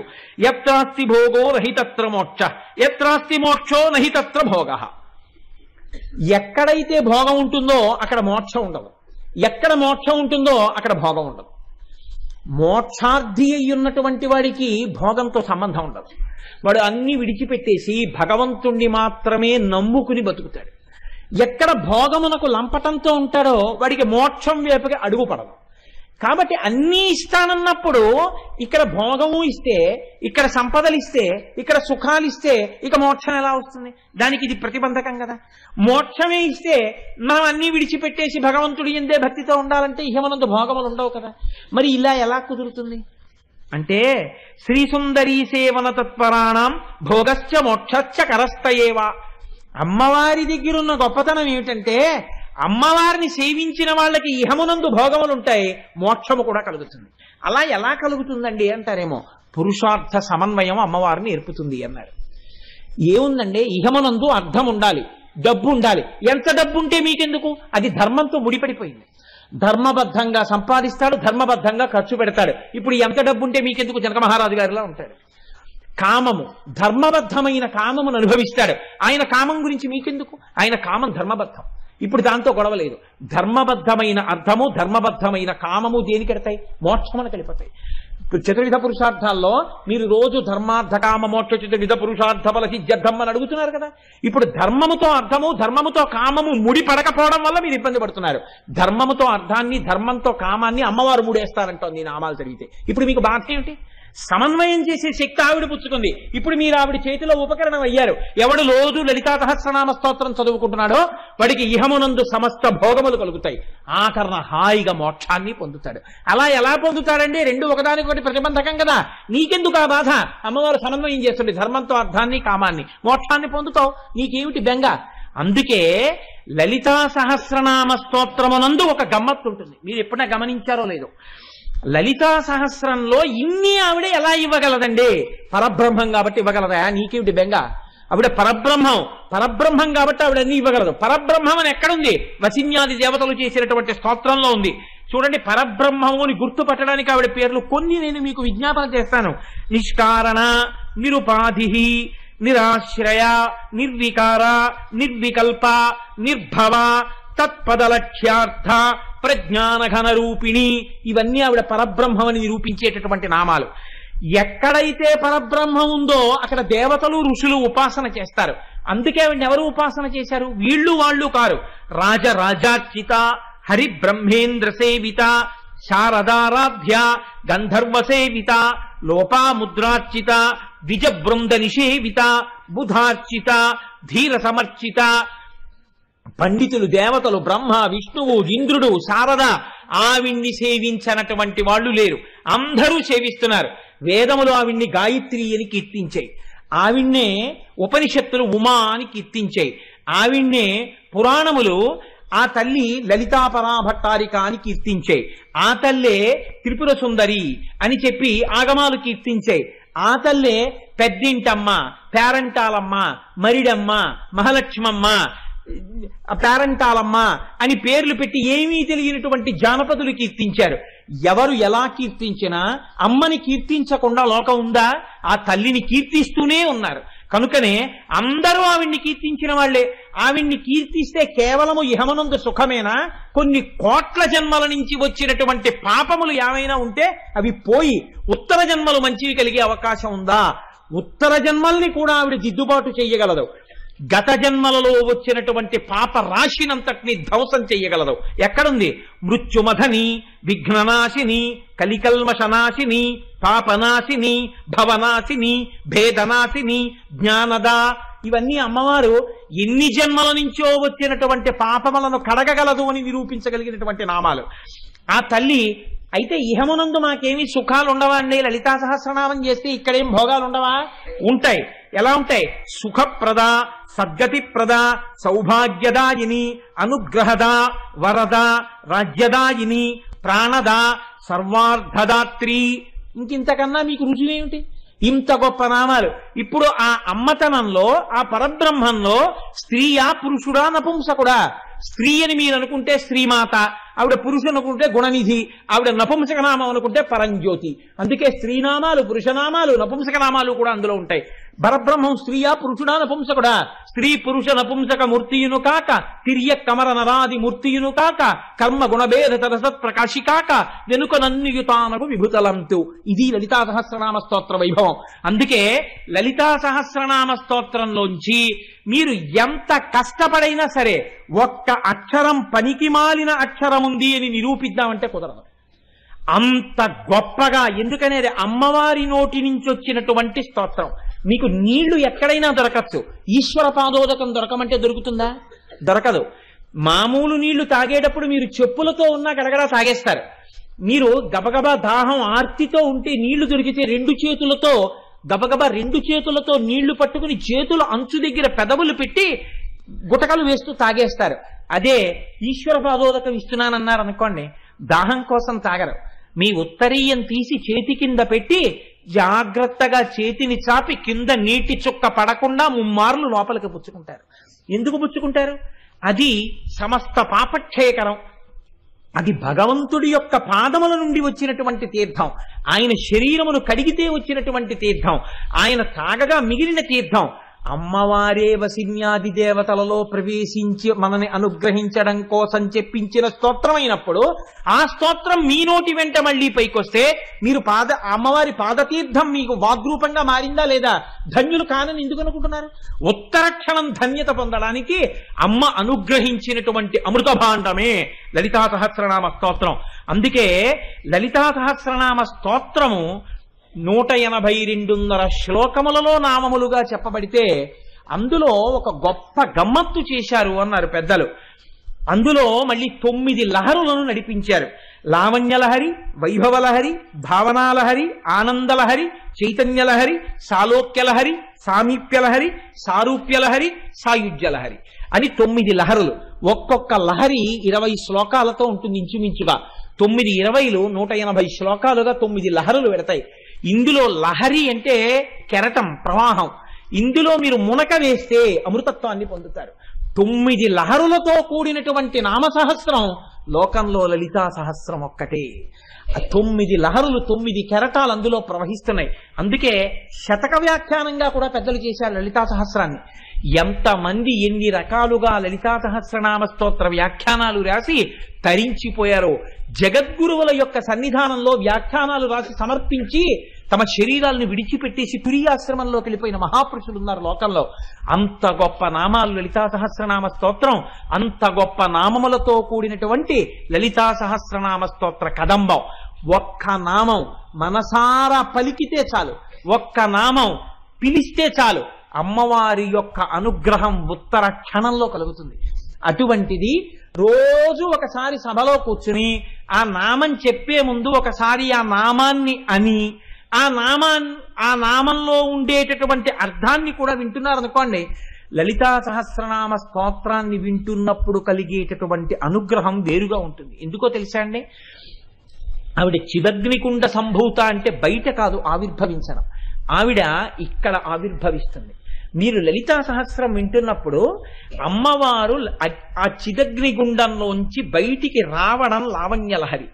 అమ్మవారి యొక్క శరీరావయవములన్నింటినీ వ్యాస భగవానుడు వర్ణన చేస్తాడు. ఆ వర్ణన చేసేటప్పుడు మీకు తెలిసి కాని తెలియక కాని మీరు వింటున్నారనుకోండి, వింటున్నప్పుడు ఒక్కొక్కటి వింటుంటే ఒక్కొక్క రకమైనటువంటి ఫలితం వస్తుంది. మీకు నేను ఒక్క ఉదాహరణ మాత్రమే ఇవాళ నేను అందించే ప్రయత్నం చేస్తాను. అమ్మవారి యొక్క నాసిక గురించి మీరు వింటున్నారనుకోండి, అమ్మవారి ముక్కు గురించి వింటున్నప్పుడు అమ్మవారి ముక్కుకి ఒక ఆభరణం ఉంటుంది, దానికి ముత్యం ఉంటుంది. ఆ ముత్యం లోపలి భాగంలో ఉండి అమ్మవారు ఊపిరి తీసి విడిచిపెడుతున్నప్పుడు ఆ ముత్యం పైకొచ్చి లోపలికెడుతుంది. ఆ నామానికి వ్యాఖ్యానం వింటుండగా ఎవరికైనా హఠాత్తుగా ఒక్కసారి మనస్సులో అమ్మవారి ముక్కులోంచి బయటికొచ్చి లోపలికి వెడుతున్న ముత్యం దర్శనం అయిందనుకోండి, ఆ వంశంలో మళ్ళీ ఇంకొక శంకర భగవత్పాదులు జన్మిస్తారు. అంతటి మహాపురుషుడు, లోకానికంతటికీ బోధ చెయ్యగలిగినటువంటి జగద్గురువు దేనివల్ల పుడతాడు అంటే అమ్మవారి యొక్క నాసాభరణం గురించి వింటే.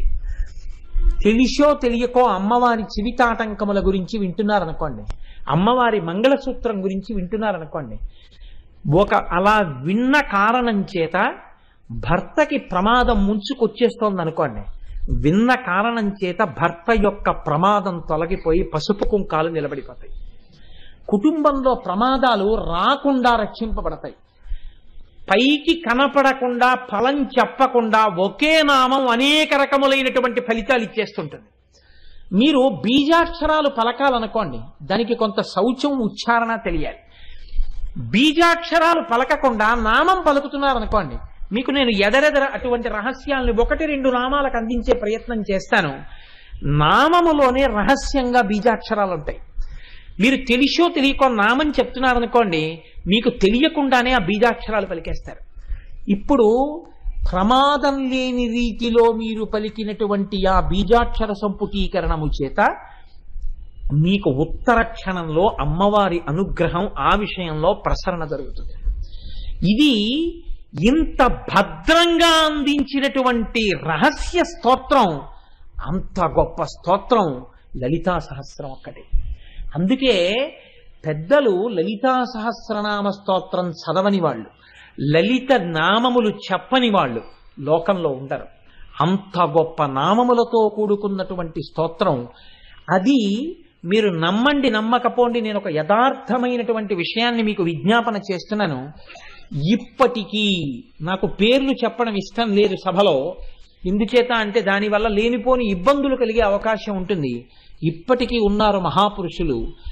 మనకి అదృష్టం ఉంటే, మనకి అవకాశం ఉంటే అటువంటి దర్శనం చేసినటువంటి ఒక మహాపురుషుణ్ణి లలితా సహస్రనామ స్తోత్ర వ్యాఖ్యానం అయ్యే లోపల ఈ వేదిక మీదకి తీసుకొచ్చి కూర్చోపెట్టి ఆనాడు వారు చేసిన పరిశ్రమ గురించి మీ అందరికీ ఆయన నోటితోటే వివరణ చేయించే ప్రయత్నం చేయిస్తారు.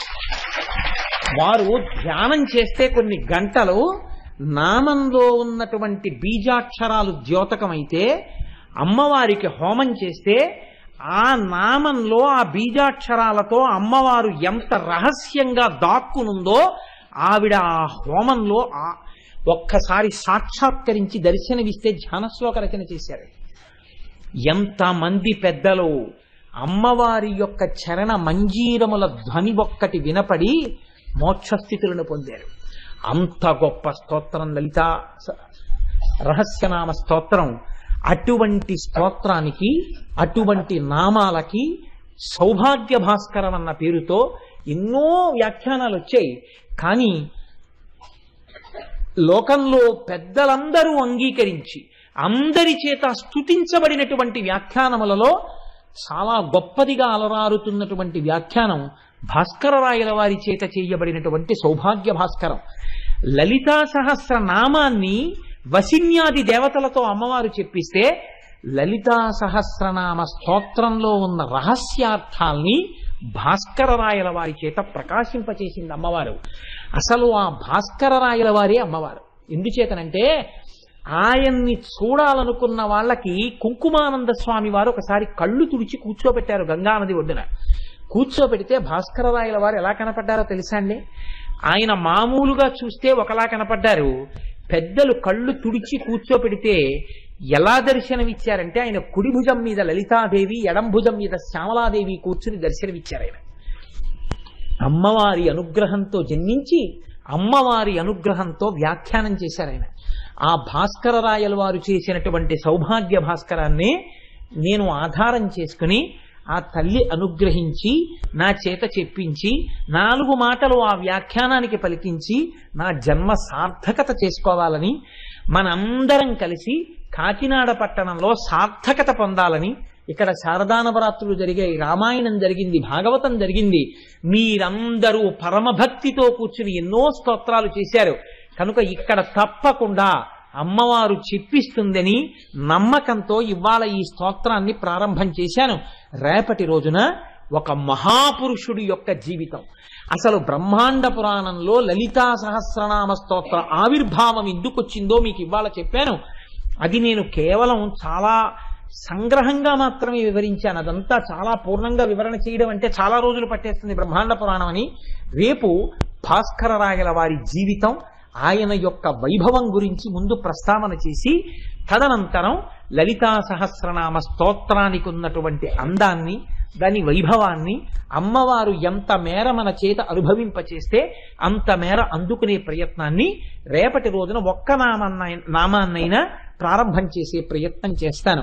ఈనాటి రాత్రి పౌర్ణమి కలిగినటువంటి రాత్రి, అమ్మవారి యొక్క అనుగ్రహం పరిపూర్ణంగా ప్రకాశించేటటువంటి రాత్రి, అందున పుష్యమాసంలో వచ్చినటువంటి పౌర్ణమి నాటి రాత్రి. అందుకని ఈనాడు లలితా సహస్రనామ స్తోత్ర వ్యాఖ్యానం మొదలు పెడదామని యథార్థమునకు నిన్నటి వరకు నేను విశేషమైన ఒత్తిడిలో ఉన్నా, ఇంకొద్ది రోజులు తీసుకుని ప్రారంభం చేయవలసి వచ్చినా ఇంత గొప్ప రోజు కనుక ఇవాళ ప్రారంభం చేస్తే నా జన్మ ధన్యత పొందుతుంది, విన్నవాళ్లు ధన్యులవుతారని ఇవాళ ప్రారంభం చేశాను. ఇవాళ సాయంకాలం, ప్రతిరోజు సాయంకాలం 6:30 అమ్మ పొంగిపోయేటట్టుగా అందరం కలిసి చక్కగా మీకు ఇచ్చిన స్తోత్రాలు ప్రతిరోజు తెచ్చుకోండి. ప్రతిరోజు ఆ లలిత ఆ అమ్మవారికి ఆవిర్భావము కొరకు దేవతలు శంభుదేవుణ్ణి చేసిన ప్రార్థన, తర్వాత ఆవిర్భవించమని లలితాదేవిని చేసిన ప్రార్థన, ఆవిర్భవించిన లలితాదేవి పట్ల చేసిన ప్రార్థన, ఈ మూడింటినీ అనుసంధానం చేస్తూ మనందరం చక్కగా పరమ పవిత్రంగా ఉత్తరాయణం ప్రవేశించగానే చెప్పుకుంటున్న ప్రవచనం కనుక ఎన్నాళ్ళు నడిపిస్తుంది అమ్మవారి అనుగ్రహం.